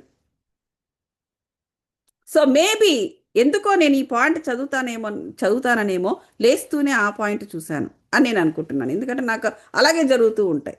ప్రతి ఒక్కటి కూడా లెర్నింగ్ ప్రతి ఒక్కటి కూడా జరుగుతూనే ఉంటుంది. సో కాబట్టి ఇక్కడ ఏం చెబుతున్నారంటే మన బాడీ మైండ్ అండ్ సోల్ బ్యాలెన్స్గా ఉండాలి అంటే మనము నిష్కలంకంగా స్వచ్ఛంగా ఇచ్చే స్థాయిలో ఉండాలి. ఆ ఇచ్చే స్థాయిలో ఉన్నప్పుడు మూడు బ్యాలెన్స్ అవుతూ ఉంటుంది. సో దానికి ఇవ్వడం అనేది ఏంటండి, మనకి చీప్ అండ్ బెస్ట్ ప్రేమ, అంతే కదా. ఇంకా మన ధనాన్ని ఇవ్వడమో అదో ఇదో అలాంటివన్నీ పెట్టుకున్నాం అనుకోండి, that takes you into different direction. ఎందుకంటే అది ఎప్పుడూ కూడా అయిపోయే వస్తువు అది, రైట్. ధనము అనేది నువ్వు ఇస్తున్న కొలది పెరగదు, అది ఇస్తున్న కొలది అయిపోతుంది. నువ్వు పెరగాలి అంటే నువ్వు ఎక్కువ కష్టపడాలి. That is totally different. It's a material, man made. ఇది ఏంటంటే ప్రేమ అనేది అంటే ఏంటి, నువ్వు once you become a part of the nature, part of the universe, ఆ యూనివర్సల్ లవ్లో నువ్వు ఒక భాగమైనప్పుడు ఇక నీకు క్షయము అనేదే ఉండదు. నీకు ఎప్పుడు ఉంటూనే ఉంటుంది నీ దగ్గర ప్రేమ అనేది. చాలామందికి జరుగుతూ ఉంటుంది ఇక్కడ భూమి మీదకి వచ్చిన తర్వాత. ఎక్కువ ప్రేమ హార్ట్లో ఎక్కువ ప్రేమ ఉన్న వాళ్ళకి ఎప్పుడు ఇక్కడ కష్టాలు ఎక్కువ వస్తూ ఉంటాయి. ఎందుకంటే దే వాళ్ళు ఇస్తూనే ఉంటారు, ఎందుకంటే ఆ లక్షణం అది అలా జరిగిపోతూ ఉంటుంది. But they don't receive. ఎప్పుడూ కూడా ఆ ఇచ్చే వాళ్ళకి తీసుకునే వాళ్ళ చుట్టూ చేరుతారే తప్ప వాళ్ళకు కూడా ఇచ్చేవాళ్ళు దొరకరు వాళ్ళకి. బాగా గమనించండి. సో కాబట్టి అక్కడ ఏం నేర్చుకోవడానికి వచ్చింది ఆత్మ, to put a filter. So ఆత్మ ఏంటంటే ఎక్కడ ఇవ్వాలి, ఎక్కడ ఇవ్వాలో తెలుసుకోవడం, ఎక్కడ ఇవ్వాలి ఎక్కడ ఆపాలి అనేది తెలుసుకోవడం అనేది దాని ముఖ్యమైన పాఠం ఈ ఆత్మది. సో ఇట్లా అనమాట. సో అది మనము అర్థం చేసుకోవాల్సినది. కాబట్టి మనము ఇక్కడ ఈ విధంగా ఎప్పుడైతే సంతులన జరిగిందో బాడీ మైండ్ అండ్ సోల్, అప్పుడు మెల్లమెల్లగా మనకి సంపూర్ణమైన ఏకత్వానికి మనము దారితీస్తుంది. చూసారా, వన్నెస్ని పాటించండి, వన్నెస్ని పాటించండి అంటారు. ఎట్లా పాటిస్తారండి వన్నెస్ని? నువ్వు ఫస్ట్ ఆఫ్ ఆల్ నువ్వు అన్బౌండ్ అవ్వాలి. నువ్వు దేనికి బైండ్ అవ్వాలి, దేనికి బైండ్ అవ్వాలి, దేనికి బైండ్ కాకూడదు.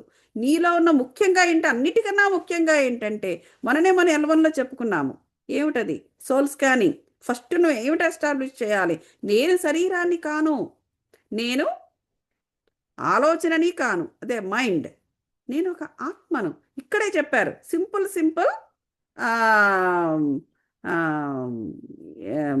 సాధనలు చేయమన్నాడు పరమహంస గారు.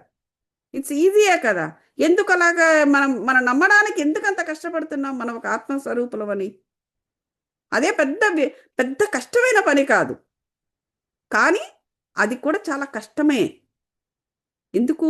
శారీరక స్థాయిలో ఉన్నవారికి చాలా కష్టం అది, తాను ఒక ఆత్మని నమ్మడానికి. సో అలాంటివి చిన్న చిన్న సాధనలు మనం చేసుకుంటూ వెళితే ముందు అది ఎస్టాబ్లిష్ చేయండి, ఆటోమేటిక్గా నీకు విముక్తి పొందడం మొదలు పెడతావు. అలాంటిదే ఇప్పుడు ఇది కూడా వివాహం కూడా అంతే. ఒకరికొకరు దైవ సాక్షాత్కార దిశగా సాయం చేసుకోవడానికి వివాహము. చాగంటి గారు కూడా చెప్పారు. చాగంటి గారిని ఎవరో అడిగారు వివాహం ఎందుకు చేసుకోవాలండి అని. చాలా గొప్ప ప్రశ్న ఇది అని చెప్పారు. ఈ ధర్మార్థ కామ మోక్షాలని సాధించడానికి. మళ్ళీ అడిగారు ఎవరు అంటే ధర్మ అర్థ కామ మోక్షాలని సాధించడానికి మార్గము వివాహము. ఆ ప్రాసెస్లో ఏదో బిడ్డలు కనడం అవన్నీ కూడా స్మాల్ పార్ట్. మరి మళ్ళీ ఆ వ్యక్తి అడిగారు, ఒకవేళ పెళ్లి కాని వాళ్ళు చాలామంది ఉన్నారు కదా, వివాహం కాని వాళ్ళు, లేదా వివాహం అయినా విచ్ఛిన్నమైన వాళ్ళు కూడా చాలామంది ఉన్నారు. అంటే వాళ్ళకి ధర్మార్థ కామ మోక్షాలకు వాళ్ళు దూరం అయిపోయినట్టేనా? కాదు. వారికి ఆ మార్గంలో ట్రై చేసినా కూడా జరగనప్పుడు వారు మరొక మార్గాన్ని తీసుకోవచ్చు. ఏమిటది? సన్యాస మార్గం కావచ్చు, ఆశ్రమ ధర్మం కావచ్చు. ఇలా ఎన్నో రకాల మార్గాలు, ఎన్నో రకాల ధర్మాలు ఉన్నాయి మనకు. కేవలం వివాహ ధర్మం ఒకటే కాదు, నువ్వు ధర్మార్థ కామ మోక్షాలను సాధించడానికని చాలా క్లియర్గా చెప్పారు చాగంటి గారు. ఎగ్జాక్ట్గా ఇక్కడ కూడా అదే చెప్తున్నారు. ఇక్కడ ఒకరికొకరు దైవ సాక్షాత్కార దిశగా సహాయం చేసుకోవడానికే ఈ వివాహము అనేది. అంటే ఇప్పుడు వివాహం జరగకపోతే మనకు ఆ సహాయం అందదా? అదేమీ కాదు, మరొక మార్గం తీసుకుంటావు అంతే. సో తమ వివాహాన్ని బేషరతైన స్నేహం అనే సరి అయిన పునాది పైన నిర్మించుకోవాలి. అది ఆలుమగల మధ్య, తండ్రి బిడ్డల మధ్య, స్నేహితుల మధ్య, మనందరికీ మధ్య స్వచ్ఛమైన బేషరతైన ప్రేమను పెంపొందించుకోవడం అనే పాఠాన్ని నేర్చుకోవడానికే మనం ఈ భూమి మీదకి వచ్చాము, లేకపోతే అవసరమే లేదు రావడానికి. నిజమైన వివాహము ఒక ప్రయోగశాల. చూసారా, ఒక వివాహం అనేది ఒక ల్యాబొరేటరీ. దాంట్లో ల్యాబొరేటరీలో ఏం చేస్తామండి? ఎక్స్పెరిమెంట్స్ చేస్తాము, దానికి కావలసిన రిజల్ట్స్ని సంపాదిస్తాం. ఎగ్జాక్ట్లీ ఇదే ఆయన చెప్పింది కూడా అదే. వివాహం అనేది ధర్మార్థ కామ మోక్షాలు సాధించడానికి ఒక మార్గం, అది కుదరకపోతే మరో మార్గం, అంతే తప్ప అదే అని లేదు అని చెప్పారు చాగంటి గారు. సో ఇక్కడ కూడా మనము అలాగే తెలుసుకోవాలి. స్వార్థము, చెడు గుణము, చెడు ప్రవర్తనలు అనే విషం, పాయిజన్ సహనం అనే పరీక్షా నాళికలో పోస్తే, సహనం పరీక్ష నాళిక అంటే టెస్ట్ ట్యూబ్, ఆ టెస్ట్ ట్యూబ్ సహనము, అందులోకి ఏం పోయమంటున్నారు? కెమికల్స్ పోయమంటున్నారు. ఒకటి స్వార్థం, చెడు గుణం, చెడు ప్రవర్తన, ఇట్లాంటివన్నీ కూడా, ఇవన్నీ టాక్సిక్ వాయువులు కానీ టాక్సిక్ కెమికల్స్ కానీ పోయమంటున్నారు. పోసినప్పుడు ఏం జరుగుతుంది? ఇవన్నీ కూడా సహనం అనే టెస్ట్ ట్యూబ్లో పోసారు సుమి. అప్పుడు ఏం జరుగుతుందండి? తటస్థీకరణ జరుగుతుంది. చూసారు ఎంత బాగుందో? తటస్థీకరణ అంటే ఏంటి? ఒకదాని అంటే ఏంటి? ఆ మూడు టాక్సిక్ గుణాలు అయినప్పటికీ కూడా ఈ సహనం అనే టెస్ట్ ట్యూబ్లోకి వెళ్ళేసరికి ఆ మూడు కూడా వాటి యొక్క సహజమైన లక్షణాలు కోల్పోతాయి. అది చూసారా? అప్పుడు మనము చేయవలసింది, ఎప్పుడైతే ఆ లక్షణాలు కోల్పోయిందో అంటే ఏమిటి? ఆడ స్వార్థం అనేది ఏం చేయాలో తెలియదు. అక్కడ సహనము అనే దానివల్ల, అంటే ఎదుటి వ్యక్తికి సహనము అనేటువంటి ఒక దైవ లక్షణంతో ఉన్నప్పుడు వీడు తన చెడు లక్షణము స్వార్థాన్ని చూపించినా ఆ స్వార్థము వాడినేమీ చేయలేదు, వాడి వరకు వెళ్ళలేకపోతుంది. అప్పుడు ఆ వ్యక్తి ఒక సహనముతో పాటుగా ఉదాత్తమైన ప్రవర్తన, ప్రేమ, ఇలాంటి ఉత్ప్రేరకాలు అంటే క్యాటలిస్ట్ని కూడా వేస్తూ పోయాడు అనుకోండి. ఆ వ్యక్తి పాజిటివ్ వ్యక్తి సహనముతో పాటుగా తన తన ప్రేమ, అలాగే నిరంతర ప్రయత్నము, ఉదాత్తమైన స్వభావము, ఈ స్వభావాలన్నీ కలుపుతూ ఉంటే ఈ స్వార్థం అనేది ఏమవుతుందంటే తన లక్షణాలు కోల్పోతూ వస్తుందన్నమాట. అది ఇద్దరు మనుషులలాగా నేను చెప్పాను. అలా కాకుండా ఒక మనిషిలోనే ఇవన్నీ కూడా ఉంటాయి కదా. మంచి ఉండొచ్చు, చెడు ఉండొచ్చు. నువ్వు దేనికి ఎక్కువ ఫుడ్ పెడితే ఆ లక్షణాలు ఎక్కువగా నీలో కనిపిస్తూ ఉంటాయి. సో ఇక్కడ ఏమి చేయొచ్చు అంటే, మనకు సహనం కొంచెం ఉంది, స్వార్థం ఎక్కువ ఉంది. ఆ సహనం అనే టెస్ట్ ట్యూబ్లో ఈ స్వార్థాన్ని మనం పోసేస్తే ఆ సహనంతో పాటుగా మిగతా పాజిటివ్ లక్షణాలను కూడా మనం అభివృద్ధి చేసుకుంటూ పోతే ఏమవుతుందంటే ఆ స్వార్థం అనేది కంప్లీట్గా లక్షణాలు కోల్పోతుంది. సో అది మనము చేసుకోవచ్చు. ఇదే విధంగా ఎదుటి వారితో కూడా మనము ఆ విధంగా ఇటువంటి వాటిని మనము ప్రయత్నాలు చేయవచ్చు. భర్త లేదా భార్య తన భాగస్వామి కోసం కోరే గొప్ప విషయం ఏమిటంటే ఆధ్యాత్మికత. తన భాగస్వామి కోసం, ఇప్పుడు భార్య కూడా భర్త గురించి క్షేమంగా, అంటే మనకేవో కొన్ని పండగలు ఉన్నాయి, కర్వా చౌతని, అదని ఇదని అట్లా తద్దని, అంటే ఆ భర్త అనేవాడు బాగుండాలని. ఎలా బాగుంటాడండి అతను? బాగుండాలి అంటే ఏమిటి కోరుకుంటున్నావు? బాగుండాలంటే ఓకే, నీ పసుపు కుంకాలు నిలబడాలి, అది మొట్టమొదట ఉంటుంది. సరే, ఇంకా ఏమిటి బాగుండాలి? అతను ఎలా బాగుండాలనుకుంటున్నావు నువ్వు? ఎలా బాగుండాలని కోరుకోవాలంటే భర్త అతని యొక్క ఆధ్యాత్మికతకు నువ్వు కోరుకోవాలి. అప్పుడు అతను బాగుంటాడు. అతని ఆత్మ బాగుంటేనే అతను బాగుంటాడు. అతని ఆత్మ వికాసంతో ఉంటేనే ఆయన బాగుంటాడు. ఆయన దైవ లక్షణాలు కలిగిన అవగాహనతో ఉంటేనే ఆయన బాగుంటాడు. ఆయన సహనంతో ఉంటేనే ఆయన బాగుంటాడు. అలాగే ఆలోచన పరత్వాన్ని కలిగి ఉంటేనే బాగుంటాడు. అతను ఒక ప్రేమతో ఉంటేనే బాగుంటాడు. లేకపోతే ఎలా బాగుంటాడు? అవి ఇవన్నీ పక్కన పెట్టేసి వీటిలో ఏ ఒక్కటి కోరుకోకుండా బాగుండాలంటే ఎలా బాగుంటాడు? కాబట్టి ఆధ్యాత్మిక అభివృద్ధి కోసం ఆ భర్త అనేవాడు అతను ఆ దిశలో ప్రయాణించాలి, లేదా ఆ దిశలో ఉండాలి నా భర్త అని నువ్వు కోరుకోవాలి. అది అలాగే వైస్ వర్స, ఇతను కూడా అలాగే కోరుకోవాలి, నా వైఫ్ బాగుండాలి, నా పిల్లలు బాగుండాలి. ఎలా బాగుంటారు? ఎందుకంటే వాళ్ళు కూడా, ప్రపంచం ఎవరిని వదలదు. నిన్నెలాగైతే నీ మీద ఎలాగైతే అది నెత్తి మీద కూర్చుంటుందో వాళ్ళ నెత్తి మీద కూడా అలాగే కూర్చుంటుంది. నీకైతే ఒకలాగా, వాళ్ళకైతే ఒకలాగా. చిన్న పిల్లలకు కూడా ఆ ప్రాబ్లమ్సే ఉంటాయి. సేమ్ నువ్వు ఆఫీసుకి వెళ్ళి నువ్వు పడే ప్రాబ్లము, ఆ ప్రెషరు వాడి స్థాయిలో వాడికి అదే ప్రెషర్ పెడుతుంది సంఘం అనేది. So no one is exception. అటువంటప్పుడు వాడు బాగుండాలి అంటే నువ్వు ఎలా బాగుండాలి అని కోరుకోవాలంటే ఇలా బాగుండాలని కోరుకోవాలి.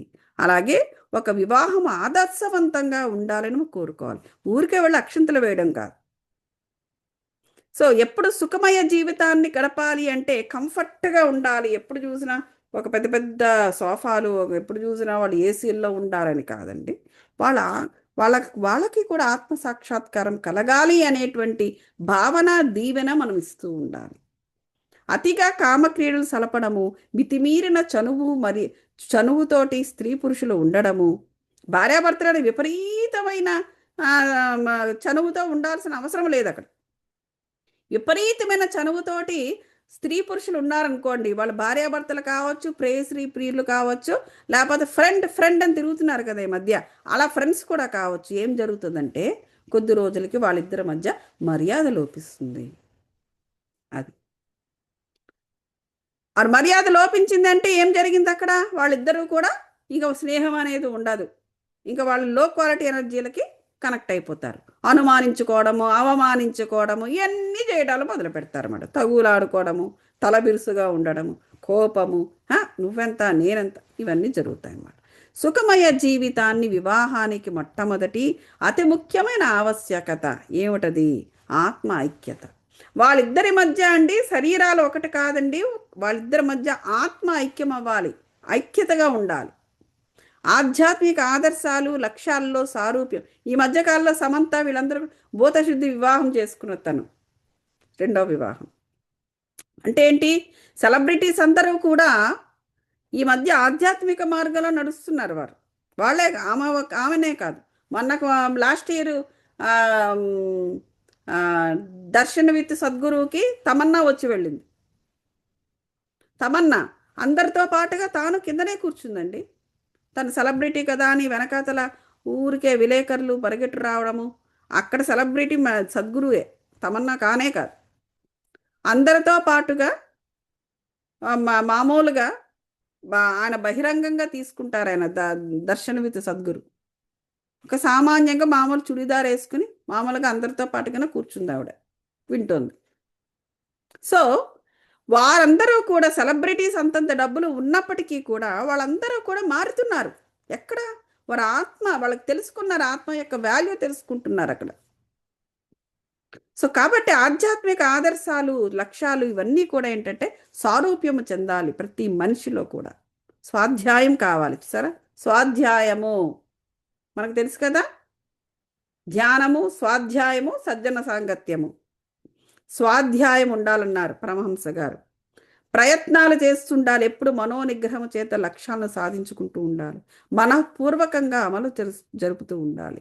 ఏదైనా ఒకటి చేసావు, నువ్వు పౌర్ణమి ధ్యానం ఏదో చేపిస్తున్నావు, అది చేయించాలనుకున్నావు, అది ఇంకేదో ఉంది, మనస్ఫూర్తిగా చేయించు. మనసులో ఒకలా బయటకు ఒకలా ఉండద్దు. దానివల్ల నీకు వచ్చేది ఏమీ లేదు. ఆ నెగిటివ్ ఎనర్జీస్ని జనరేట్ చెయ్యొద్దు. అది నీకు మంచిది కాదు, ఎదుటివాడికి మంచిది కాదు. ఆత్మ ఐక్యత ఎప్పుడు కూడా ఉన్నప్పుడే, ఆ మనుషుల మధ్య ఆత్మ ఐక్యత ఉన్నప్పుడు ఏం జరుగుతుందంటే వారు అనుసరిస్తున్న మార్గము ఈజీ అవుతుంది, సఫలం అవుతుంది. మంగళమయమైన వివాహానికి రెండో ఆవశ్యకత ఏమిటండి? అభిరుచుల్లో సారూప్యత, మేధాపరమైన, సాంఘికపరమైన పరిసరాలు ఇత్యాదివి. అవి రెండవది ఏంటంటే మనం ఉండే ప్లేసు, మేధస్సు కావాలి కదా. మనం ఇవన్నీ కూడా సాంఘికపరమైనవన్నీ కూడాను. అది కూడా మంగళదాయకమైన వివాహము అంటే ఏంటంటే ఆ స్త్రీ పురుషుల మధ్య ఐక్యత, ఆత్మైకంగా ఐక్యత, ప్లస్ దానికి అలా ఐక్యంగా ఉండడానికి కావలసిన ఏర్పాట్లు, ఇవి కూడా ఇత్యాదివి ముఖ్యము. ఇక మూడవది ప్రాముఖ్యతలో ఏమిటంటే అదే చివరిది ఏంటంటే, సాధారణంగా వివేకము లేని జనులు మొట్టమొదటి స్థానాన్ని ఇస్తారు దేనికి? అవి శారీరక ఆకర్షణ. మొదటి ఆవశ్యకత లేదా మొదటి రెండు ఆవశ్యకతలు కూడా లేకపోయినట్టయితే ఆ బంధం త్వరగానే ఆకర్షణ శక్తిని కోల్పోతుంది. అది మొదటిది ఏంటంటే ఆత్మ ఐక్యత. రెండవది ఏంటంటే అవి ఐక్యంగా ఉండడానికి, ఎప్పుడూ ఐక్యంగా ఉండడానికి మనం తీసుకోవాల్సిన ఇతర జాగ్రత్తలు. ఈ రెండు మూడవది శారీరక ఆకర్షణ. ఓకే, ఈ మొదటి ఆవశ్యకత మొదటి రెండు లేకపోయినట్లయితే మూడవది చాలా ఈజీగా పోతుంది. మనుషుల మధ్య శారీరక ఆకర్షణ కూడా ఎందుకు? అది డివైన్. ఇప్పుడు ఆత్మ 5 ఫింగర్ కాన్సెప్ట్ అండి. ఇది ప్రస్తుతానికి భగవంతుడు పక్కన పెడదాం. ఇది ఆత్మ కదా.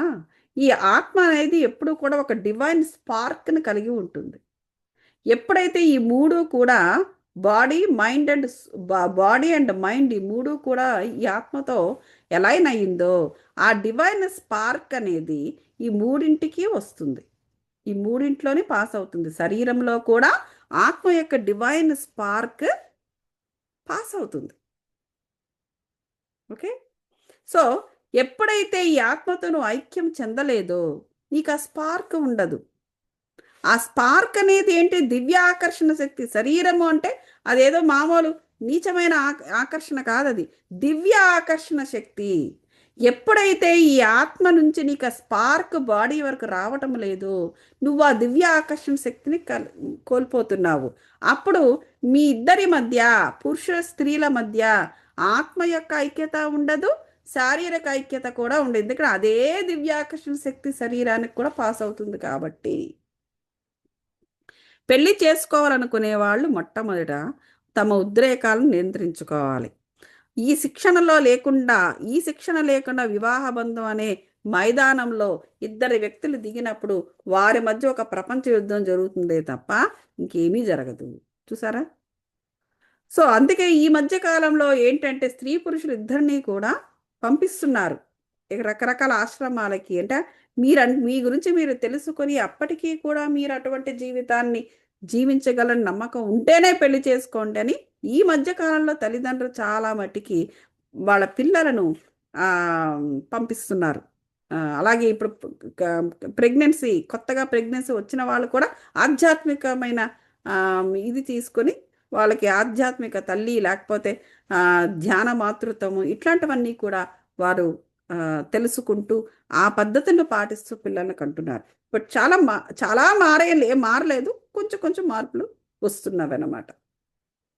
అది సో ఆలు మగలు ఒకళ్ళనొకళ్ళు లక్ష్యంగా పెట్టుకుని దుర్భాషలు అమర్యాదలని బుల్లెట్లతో బాధించుకోవడము అలవాటుగా పెట్టుకోవడానికి బదులుగా ఒకరికొకరు స్వాంతననిచ్చే చక్కటి దయతో కూడిన మాటలతో ఉల్లాసపరుచుకుంటే వాళ్ళప్పుడు దాంపత్య జీవితంలో ఒక క్రొత్త ఆనందాన్ని సృష్టించుకుంటారు. ఆడామగల మధ్య దాంపత్య బంధములో కామానికి దానికి ఉండే స్థానం ఉంది, కానీ ఆ బంధంలో అదే ముఖ్యమైన భాగం అయితే గనక ప్రేమ తలుపు తీసుకుని ఎగురుకుంటూ ఎక్కడికో వెళ్ళిపోతుంది. చూసారా? కామం అనేది ఒక స్థానం ఉంది, కానీ అదే మేజర్గా ఉంటే ఆ ప్రేమ అనేది మాత్రము తలుపు తీసుకుని ఎగిరిపోయి వెళ్ళిపోతుందంట. అది ఇక్కడ చెబుతున్నారు. కాబట్టి ప్రేమ అనేది వెళ్ళిపోయిందంటే ఏమవుతుంది? వాళ్ళిద్దరి మధ్యకి అవగాహన ఉండదు, వారిద్దరి మధ్య స్నేహం అనేది ఉండదు. ఇంకెంతసేపు నిందించుకుంటా ఉంటారు. నిందించుకోవడము, ఇంకా తిట్టుకోవడము, కొట్టుకోవడము ఇవే జరుగుతూ ఉంటాయి అన్నమాట వాళ్ళిద్దరి మధ్య. సో కామానికి ప్రేమకు ఏంటంటున్నారంటే చంద్రుడికి సూర్యుడికి ఉన్నంత దూరం ఉంది. ఒక బంధంలో మార్పు తెచ్చే గుణమైన నిజమైన ప్రేమ అన్నిటికన్నా పైన ఉన్నప్పుడు కామం ఆ ప్రేమను వ్యక్తం చేసి సాధనం అవ్వాలి. అది ఎప్పుడు కూడా బంధంలో ఏముండాలండి? నిజమైన ప్రేమ ఉన్నప్పుడు దాన్ని వ్యక్తపరచడానికి అంటే ఎక్స్ప్రెస్ చేయడానికి మాత్రమే కామం అనేది ఒక సాధన. అంతే తప్ప ప్రేమ లేకుండా ఇదే మేజర్గా ఉందంటే మాత్రం వారిద్దరి మధ్య సఖ్యత ఉండదు అనేసి చెబుతున్నారు. వాళ్ళ అది ప్రతి వ్యక్తి పెరుగుతూ పోతున్న జీవితపు ఒత్తిళ్లకు సరితూగడానికి ఒంటరిగా ఏకాంతంలో కొంత సమయం ఉండవలసిన అవసరం ఉంది. ఇది చూసారా? ఎప్పుడూ కూడా మనలో ఇంట్రాస్పెక్షన్, సోల్ స్కానింగ్ అంటే అదే కదా. మనలో ఒక ఇంట్రాస్పెక్షన్ జరగాలి అంటే మనం చేస్తున్నది కరెక్టా కాదా, ఈ ఇంట్రాస్పెక్షన్ జరుగుతూ ఉండాలంటే మనిషి అప్పుడప్పుడు ఏకాంతంగా ఒంటరిగా కొంత సమయాన్ని గడుపుతూ ఉండాలి. ఎవరి స్వేచ్ఛను అనుభవిస్తూ ఉండాలి. అది తప్పకుండా ఒక స్వేచ్ఛను అనుభవిస్తూ ఉండాలి. ఆ స్వేచ్ఛ నీకు ఎప్పుడు వస్తుందండి? ఒంటరిగా ఉన్నప్పుడు వస్తుంది. ఒకరినొకరు సంతోషంగా చూడాలనే కోరికతో భర్త భార్యను, భార్య భర్తను సేవించినప్పుడే ఆ చైతన్యం, క్రీస్తు చైతన్యము అనేది ఏర్పడుతుందంట. చూసారా? ఎప్పుడూ కూడా భర్తని సంతోషంగా చూడాలని ఈవిడ సంతోషంగా ఉండాలని ఆయన ఒకరినొకరు సేవించినప్పుడే ఆ చైతన్యం అనేది, ఆ చైతన్య శక్తి అనేది అక్కడ ఎస్టాబ్లిష్ అవుతుంది. సృష్టిలోని ప్రతి అణువులోనూ వ్యాపించి ఉన్న దేవుడి ప్రేమపూర్వక విశ్వ మేధస్సు వాళ్ళ చేతన గుండా వ్యక్తం కావడం మొదలవుతుంది. ఏదేమైనాండి, ఏ రిలేషన్ అయినా, ఏ ఇద్దరి మధ్య అయినా కూడా ఈ ప్రేమ, ఈ చైతన్యము అనే వాటిని సాధన చేయడం కోసం, ప్రాక్టీస్ కోసమే ఇవన్నీ కూడా. ఇద్దరు వ్యక్తులు ఒకరి పట్ల మరొకరు బేషరతైన ఆకర్షణను, అనుభూతిని పొందినప్పుడు, ఒకరి కోసం మరొకరు త్యాగం చేయడానికి సిద్ధంగా ఉన్నప్పుడు, అప్పుడు వాళ్ళిద్దరి మధ్య ఆ ప్రేమ అనేది, ఆ సూత్రం అనేది అంటే ఏంటి? ఈ ప్రకృతి కూడా మన కోసం ఎన్నో త్యాగాలు చేస్తుంది. అది ప్రేమతో చేస్తుంది. అదే విధమైన ప్రేమ వీళ్ళలో కూడా రన్ అవ్వాలి అని చెప్తున్నారు. ప్రేమించిన వ్యక్తి పరిపూర్ణతను కోరుకోవడము, ఆ ఆత్మను గురించిన ఆలోచనలో స్వచ్ఛమైన ఆనందాన్ని అనుభవించడము, ఇవన్నీ కూడా అచ్చంగా దివ్యమైన లక్షణాలు. ప్రతి ఉదయము, మరో ముఖ్యంగా రాత్రి వేళ కలిసి ధ్యానం చేయాలి. చూసారా? భార్యాభర్తలు ఇద్దరు ప్రతిరోజు ఉదయము, ముఖ్యంగా రాత్రి పూట కలిసి ధ్యానం చేయాలంట. ఒక చిన్న పూజాపీఠం ఏర్పరచుకొని అక్కడ భార్యాభర్తలు, పిల్లలు కూడా కలిసి అక్కడ ధ్యానము చెయ్యాలి. ఎందుకు? వాళ్ళ ఆత్మలను శాశ్వతంగా నిత్యానందపు విశ్వ చైతన్యంతో ఏకము చెయ్యాలి. అంటే మెడిటేషన్. అంటే మెడిటేషను, ధ్యానం ఈ మాటలు వాళ్ళు ఉపయోగించకపోవచ్చు ఆనాటి వాళ్ళు. వాళ్ళ ఆత్మలను శాశ్వతంగా నిత్యానందపు విశ్వ చైతన్యముతో ఏకము చెయ్యాలి. అది ఎప్పుడు సాధ్యము? మెడిటేషన్లోనే సాధ్యము. అది మీరు ఎంత ఎక్కువగా కలిసి ధ్యానం చేస్తే అంత గాఢంగా ఒకరి పట్ల ఒకరికి ప్రేమ పెరుగుతుంది. కుటుంబం గురించి చెబుతున్నారు. అంటే ఏంటి? వాళ్ళందరూ కూడా ఆ విశ్వ చైతన్యము, ఆ విశ్వ ప్రేమ లేదా యూనివర్సల్ లవ్ అనేటువంటి సూత్రముతో బంధింపబడతారు. అదండి విషయము. మరి మన ఇక్కడితో ఆపుదాము. ఇక నెక్స్ట్ది ఏంటంటే స్నేహము వచ్చింది ఇక్కడ. ఈవేళ మనకి ఇది బేషరతైన ప్రేమ చెప్పడం జరిగింది. అయిపోతుంది మనకి బుక్. మీకు ఏదైనా ప్రశ్నలు ఉంటే నన్ను అడగవచ్చు, ఎవరికైనా క్వశ్చన్ ఉంటే. నాకుందండి. మీరు మధ్యలో ఒకసారి చెప్పారు కదా! అన్‌రిజాల్వ్డ్ ఏమన్నా ఉంటే ఆస్ట్రల్ బాడీ క్యారీ చేసుకొని ఎళ్ళిపోతది అని. అవును. అది ఒకసారి అన్రిజాల్వ్డ్ ఇష్యూస్ అంటే ఎమోషనల్గా మనం క్లెన్స్ చనిపోయేటప్పటికల్లా మన మెంటల్ లేయర్ని, ఎమోషనల్ లేయర్ని మనము క్లెన్స్ చేసుకోకపోతే ఏం జరుగుతుంది? వెళ్ళిపోవడం అనేది అలాగే వెళ్ళిపోతుంది సూక్ష్మ శరీరంతో. కానీ దాన్ని మనం ఎలా పంపిస్తున్నాం అనేది ముఖ్యం. చనిపోయిన తర్వాత యాస్ట్రల్ బాడీ శరీరాన్ని వదిలి వెళ్ళిపోవాల్సిందే. కానీ అది ఎంత శుభ్రంగా వెళుతోంది అనేది ముఖ్యం. ఇప్పుడు మనము చనిపోయే టైం కల్లా ఎమోషనల్ లేయర్స్ని, మెంటల్ లేయర్ని మనం క్లెన్స్ చేసుకుని ఉన్నామనుకోండి, అది కేవలము విజ్డమ్ని తీసుకుని వెళ్ళిపోతుంది. అలా లేకపోయినట్లయితే దానికి ఏమవుతుందంటే ఆ కనెక్షన్స్ ఉంటాయి, ఇంకా వెళ్ళడం కష్టమవుతుంది. పైగా ఇంకా ఎమోషనల్ కనెక్షన్స్, అన్రిజాల్వ్డ్ ఇష్యూస్ అవన్నీ ఉండిపోతాయి. ఇవి అన్నీ భూమి మీదే ఉండిపోతాయి. ఎమోషనల్ బాడీ, మెంటల్ బాడీ, ఈ ఫిజికల్ బాడీ అంతా భూమి మీదే ఉండిపోతాయి. ఈ మూడు కూడా. ఈ ఆత్మ యాస్ట్రల్ బాడీ, ఈ స్పిరిచువల్ బాడీ ఎప్పుడు కూడా యాస్ట్రల్ బాడీని అంటిపెట్టుకుని ఉంటుంది కదా. అది ఈ మొత్తము మన ఈ జన్మ అంతా కూడా తీసుకునే విజ్డమ్ని మాత్రమే తీసుకుని వెళ్ళిపోతుంది అది. కానీ ఇవన్నీ కూడా కనెక్షన్స్ అనేవి దానికి ప్రతిబంధకాలుగా ఉంటాయి అన్నమాట. సరే, అక్కడికి వెళ్ళిపోయింది. సరే, వెళ్ళిపోయిన తర్వాత మళ్ళీ తిరిగి జన్మ తీసుకుని బ్యాక్ వచ్చిన తర్వాత, మరో జన్మ తీసుకుని వచ్చిన తర్వాత, ఆ యాస్ట్రల్ బాడీ మరో శరీరంలోకి వెళ్ళిన తర్వాత భూమి మీదకి వస్తుంది కదా లెర్నింగ్. ఇవన్నీ కూడా ఆ డర్ట్ అంతా కూడా ఉంటుంది కదా తనవి. ఎందుకు పాత పాత జన్మల్లోని రిజాల్వ్ చేసుకోకుండా లేదా క్లీన్ చేసుకోకుండా ఆ వదిలి వెళ్ళిపోయింది కదా ఎమోషనల్ అండ్ మెంటల్ ఇవి, అవన్నీ కూడా తన్నే పట్టుకుంటాయి. ఇంకెవరిని పట్టుకుంటాయి? తన చెత్త మళ్ళీ తన దగ్గరికి వస్తుంది. ఆ కరెంట్ జన్మలో అవన్నీ కూడా ఇంటర్ఫేర్ అవ్వడం మొదలు పెడుతుంది. అప్పుడు ఏం జరుగుతుందంటే వాళ్ళు అదే అన్రిజాల్వ్డ్ ఇష్యూస్తో బాధపడ్డము, లేకపోతే వాళ్ళకి తెలియకుండానే అనేక రకాల ఇబ్బందులలోకి పడిపోతూ ఉండడము, ఇలా అన్నమాట. అవన్నీ కూడా జరుగుతూ ఉంటూ ఉంటాయి. అది వాళ్ళ బుద్ధిలో మార్పులు వచ్చేయడము, ఇవన్నీ కూడా అలాంటి అలాంటి సిచ్యువేషన్సే క్రియేట్ అవుతూ ఉండడము, ఆ సిచ్యువేషన్స్తో వీళ్ళేమో ఫైట్ చేస్తూ ఉండడము, ఇవన్నీ జరుగుతూ ఉంటాయన్నమాట. అది ఓకే.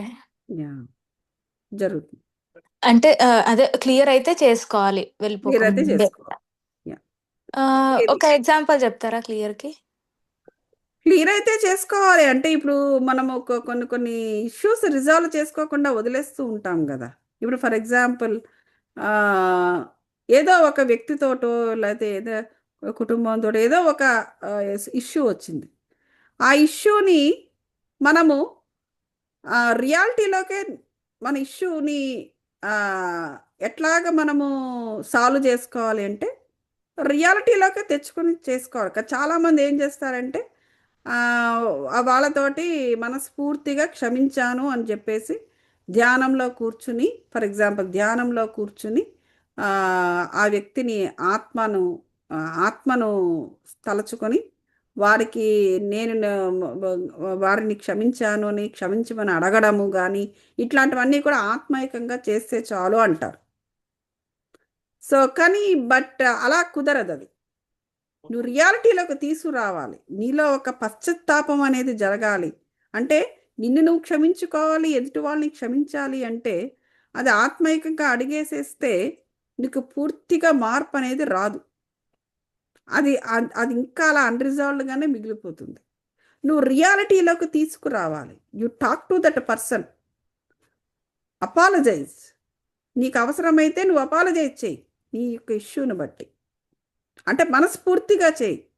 నిన్ను నువ్వు క్షమించుకో, ఎదుటివాడిని కూడా పూర్తిగా క్షమించేయాలన్నమాట. క్షమించేయడం అంటే ఏంటంటే రియాలిటీలో ఇక నువ్వు ఇక ఆ క్షణం నుంచి ఇక ఆ వ్యక్తితోటి ఆ ఆ ఇష్యూలకి ఉండవన్నమాట. ఇట్స్ శాశ్వతంగా కట్. సో అదనమాట అంటే రిజాల్వ్ చేసుకునే పద్ధతి. అలా కాకుండా ఏదో ధ్యానంలో కూర్చుని మేము అయిపోయింది సో ఇంక అక్కడి నుంచి బయటపడ్డామనేది కరెక్ట్ కాదు. అది ఒక ఇది ఏదైనా కూడా రియాలిటీలో ఒక పశ్చాత్తాప పడినా కూడా రియాలిటీలో జరగాలి. ఎందుకంటే ఎందుకంటే మనం ఒక తప్పు చేసినప్పుడు అక్కడ ఆ ఆత్మకే సంబంధం లేదు అసలు నిజం చెప్పాలంటే. ఎందుకు మనం 5 ఫింగర్ కాన్సెప్ట్ చెప్తున్నాం కదా, చూస్తున్నాం కదా. నువ్వు తప్పు చేస్తున్నది శరీరంతో చేస్తున్నావు. నీకు ఆ తప్పు చేయాలన్న ఆలోచన వచ్చినది నీకు మైండ్ వల్ల, దానికి నువ్వు ఎమోషన్ యాడ్ చేసావు. సో ఈ ఈ ఈ బుద్ధి ఇదంతా ఈ రెండు కలిపి నీకు బుద్ధి. ఈ బుద్ధిని నువ్వు ఈ శరీరముతో కంబైన్ చేసుకుని కర్మ చేసావు. ఈ ఆత్మకి ఏ సంబంధము లేదు. మరి నీకు సారీ చెప్పాలనేటప్పుడు అపాలజైజ్ చేయాలన్నప్పుడు ఈ ఆత్మ జోలికి ఎందుకు వెళ్తున్నావు? అవునా కదా. ధ్యానంలో కూర్చుని ఎదుటివాడు ఆత్మని పిలిచి నీ ఆత్మతో నువ్వు సారీ ఇక్కడ ఎందుకు చెప్తున్నావు? నువ్వు ఇవి కదా వాడుకున్నావు నువ్వు. సో ఆత్మ దగ్గర నువ్వు రియలైజ్ అయితే అవ్వచ్చు. నీ ఇంట్యూషన్ కనుక పలుకుతోంది, లేకపోతే నీకు సిక్స్త్ సెన్స్ చెబుతోంది అంటే ఓకే ఫైన్, నీ ఆత్మ రెస్పాండ్ అయ్యి ఇది తప్పు ఇది కాదు అని నీకు చెప్తూ ఉండొచ్చు. కానీ ఈ మూడింటితోనే కదా నువ్వు కలిసి చేసినది. నువ్వు మళ్ళీ రియాలిటీలోకే తీసుకుని వచ్చి you need to apologise there only. So ఈ తప్పులన్నీ కూడా వీటితో చేస్తాము, కానీ మీ అపాలజీ మాత్రము ఇదేదో పడాలి అంటే అట్లా జరగదు. That doesn't work like that. Resolved issues అంటే ఏంటంటే you have to resolve with that person. అది ఎంత డిఫికల్ట్ సిచ్యువేషన్ అయినా కూడా, అది ఎంత డిఫికల్ట్ కాన్వర్సేషన్ అయినా కూడా, ఇంకా ఆ వ్యక్తితోటి నీకు అది మాట్లాడడం చాలా కష్టమైన పని కావచ్చు, but still you need to talk, you need to say. అక్కడ అక్కడ ఇద్దరు కూడా, అంటే ఒక వ్యక్తి కాదు, ఇక్కడ ఇద్దరికి సంబంధించిన విషయం. సో అది రియాలిటీలోనే జరగాలి. అది నువ్వు ఆత్మ వరకు నేను ఈ పనులన్నీ ఇక్కడ చేస్తాను, కానీ అక్కడ నేను ఎవరికి గుట్టు చప్పుడు కాకుండా నేను అక్కడ సారీ చెప్తానంటే కుదిరే పని కాదు. That doesn't resolve, it comes back in the next జన్మ. సో రిజాల్వ్ అనేది అప్పటికప్పుడు జరగాల్సిందే. అది లేకపోతే అదే మరి కర్మలీల అంటే. కర్మలీల అంటే అది అలా అనమాట. సో ఆ కర్మ అనేది మళ్ళీ లాక్కెళ్తుంది ఆ ప్లేస్కి. యా. అది. హలో అండి, చాలా బాగా ఓకే అండి. వివరించారండి, చాలా బాగుంది. థ్యాంక్ యూ అండి. అసలు అంత అరటిపండు ఒలిచి పెట్టినట్టు చెప్పారు, అంత బాగా చెప్పారు, చాలా చాలా బాగా చెప్పారండి. Thank you. గౌతమి గారు ఎప్పుడు అలానే చెప్తారు. అదే అసలు ఇప్పుడు చెప్పింది చాలా అన్నిటికీ సంబంధించింది. అసలు అవును. యా. అసలు ఒక ప్రాబ్లం కాదు, అన్ని ప్రాబ్లం కి సంబంధించింది ఇది. అవును, ఏదైనా చాలా కూడా చాలా బాగా చెప్పారు. మనము అదే ప్రతిదాన్ని కూడా ఆత్మ ఆత్మ పైన మనము దానిపైన మనము భారం మోపడానికి లేదు. అదే అదే ఆ, చాలా ఎందుకు బాగా అంటే చెప్పారు. అది that is not correct. Yeah, రియాలిటీలోకి తీసుకురావాలి. ఈ ఒక్క నేను ఇక్కడ ఒకటి చెప్దాం అనుకుంటున్నానండి గౌతమి గారు. అంటే అది నాకు అట్లా అనిపించింది, అందుకు చెప్దాం అనుకుంటున్నా. నేను మీతో ఒకసారి మాట్లాడినప్పుడు అన్నాను చూడండి, ఒక టాపిక్ ఒక్కొక్కరికి ఒక్కోలా అర్థం అవుతుంది, ఒక్కొక్కరు ఒక్కోలా ఎక్స్ప్లెయిన్ చేస్తారు కొంచెం వేరియేషన్ తో అని అన్నాను కదా. దాని గురించే ఆ, ఇప్పుడు అదే ఇప్పుడు ఇందాక మీరు చెప్పారు కదా, ఆత్మకు చెప్తే అది సరిపోదు, ఫిజికల్ తో చేసినప్పుడు ఫిజికల్ బాడీకే చెప్పాలి అన్నట్టుగా. నేను ఒక క్లాస్ లో విన్నాను. ఆ అదే అంటే ఇప్పుడు ఎవరికన్నా సరే మనం తప్పు చేసామని తర్వాత రియలైజ్ అవుతాము. ఆ అయినప్పుడు డైరెక్ట్ గా చెప్పలేకపోయినప్పుడు, చెప్పిన వాళ్ళు వినరు, అర్థం చేసుకునే స్టేట్ లో లేరు, అది ఇంకా అందుకే రివర్స్. అంటున్నా, ఎంత డిఫికల్ట్ కాన్వర్సేషన్ అయినా దాన్ని రియాలిటీలోకి తీసుకురావాలి. వాళ్ళు చెప్పినా కూడా అర్థం చేసుకున్న పరిస్థితుల్లో లేరని నువ్వు అనుకుంటున్నావు. వాళ్ళు ఎదురు చూస్తున్నారేమో వీడు చెబితే నేను విందాము అనేసి. How do you know? అదే అంటున్నాను నేను. సో అదంతా మన భావన, ఎందుకంటే you don't want to tell that. So ఎదుటి వాళ్ళు ఎదురు చూస్తున్నారేమో, ఒక మాట నాతో చెప్తే పోలేదా, ఒకే ఒక మాట, ఒక మాటకు రెండు మాటలు ఎక్స్ట్రా అంటానేమో, మన పడిన బాధ అటువంటిది. నాకు చెప్పొచ్చు కదా, నన్ను అడగొచ్చు కదా. ఆ వ్యక్తి యొక్క భావన ఏముందో how do you know? So ఇట్లాంటి తప్పులే ఎక్కువ చేస్తుంటారు. సో ఆ ఇష్యూస్ అలా అన్రిజాల్వ్డ్గా ఉంటుంటాయి అన్నమాట. సో అక్కడ ఏంటంటే ఇంకొకటి ఏంటంటే మానవులు అనేవాళ్ళు అంటే యాక్చువల్గా ఇనీషియల్గా ఈ విధంగా కూడా చెబుతారు మీరు చెప్పినట్టుగా. ఎందుకు చెబుతారంటే ఫస్ట్ ఆఫ్ ఆల్ ఎదుటి వ్యక్తికి అపాలజైజ్ చెయ్యాలనే భావన రావడమే చాలా కష్టం మనిషిలో, రైట్? ఎందుకంటే ఎప్పుడు కూడా మెజారిటీ ఎలా ఉంటారంటే వాళ్ళు ఏం ఆలోచిస్తున్నారో అదే కరెక్ట్ అనుకునే స్థాయిలో ఉంటారు. అది కరెక్ట్ కాదు, నేను ఏదో ఎక్కడేదో రాంగ్ చేసినట్టున్నాను అనేటువంటి భావనలోకి రారు. అలా రావడం కోసం చెబుతారు నువ్వు ఆత్మని అడగాలి అనేసి. కానీ చెప్తారు, అది ఇనీషియల్ స్టెప్ అది. కానీ నీకు ఆధ్యాత్మికత తెలుస్తున్న కొద్దీ నీకు అర్థమవుతుంది అక్కడతో అది చాలదు అనేసి. ఎందుకంటే ఆ ఇష్యూ ఎప్పటికీ రిజాల్వ్ కానప్పుడు దాన్ని యూ హ్యావ్ టు అండర్స్టాండ్, అది ఆ విధంగా సరిపోదు అని. సో రియాలిటీలోకి తెస్తే తప్ప కుదిరే పని కాదు. ఎందుకంటే అవతల ఆత్మ అంటే అవతల మనిషి ఏ విధంగా ఆలోచిస్తున్నాడు, నువ్వు అనుకుంటే సరిపోయింది, వాడు వినడు అంటే వింటాడేమో. అది సంగతి. అది నాకు కొంచెం కన్ఫ్యూజ్ అయిందండి. అంటే అది ఎవరికి చెప్పాలి ఆ విధంగా అంటే అసలు బొత్తిగా అంటే వాళ్ళకి ఫస్ట్ ఇనీషియల్ స్టెప్కే ముందుకు రాని వాళ్ళకు అలా చెప్పి తీసుకొస్తారనమాట. ఓకే. ఓకే. సో తర్వాత వాళ్ళకే అర్థమవుతుంది మెల్లమెల్లగా సరిపోదు అని. Then next they go to the next step. Oh okay. Okay అండి. Thanks. You welcome. Thank you. Gautami గారు చాలా చెప్పండి. చాలా బాగుందండి. ఎంత అంటే మాటల్లో వర్ణించలేం, అంత బాగుంది. యాక్చువల్గా ఆయన పరమహంస యోగానంద గారు అంటే ఇంకా అంటే అందరు గురువులు ఒకటే. ఆయన కూడా ఆత్మ సాక్షాత్కారానికి ప్రయాణం అనే బుక్ రీడ్ చేస్తున్నానండి. ఆహా. సో దట్ పుల్డ్ మీ ఈ చూసే మీ ఫ్లయర్ చూసి అబ్బా అని అసలు ఇది ఈరోజు ఓహో బేషరతుగా ప్రేమ తెలుసండి, కానీ రియల్ లైఫ్ లో డే టు డే లైఫ్ లో ఎక్కడో ఒక ప్రతి సెకండు ఆ 24 hours లో ప్రతి సెకండు బేషరతుగా ప్రేమని మనం అభివ్యక్తీకరించాలంటే అది చూడండి, ఎక్కడో ఒక చోట కొంచెం ఈ సంస్కారాలు పట్టుకుంటాయి. ఉంటాయి ఉంటాయి. అద్భుతంగా ఇంకా ఉందండి. బాడీలో ఉన్నాం కదా, అదే మరి. అదే అద్భుతంగా ఉంది.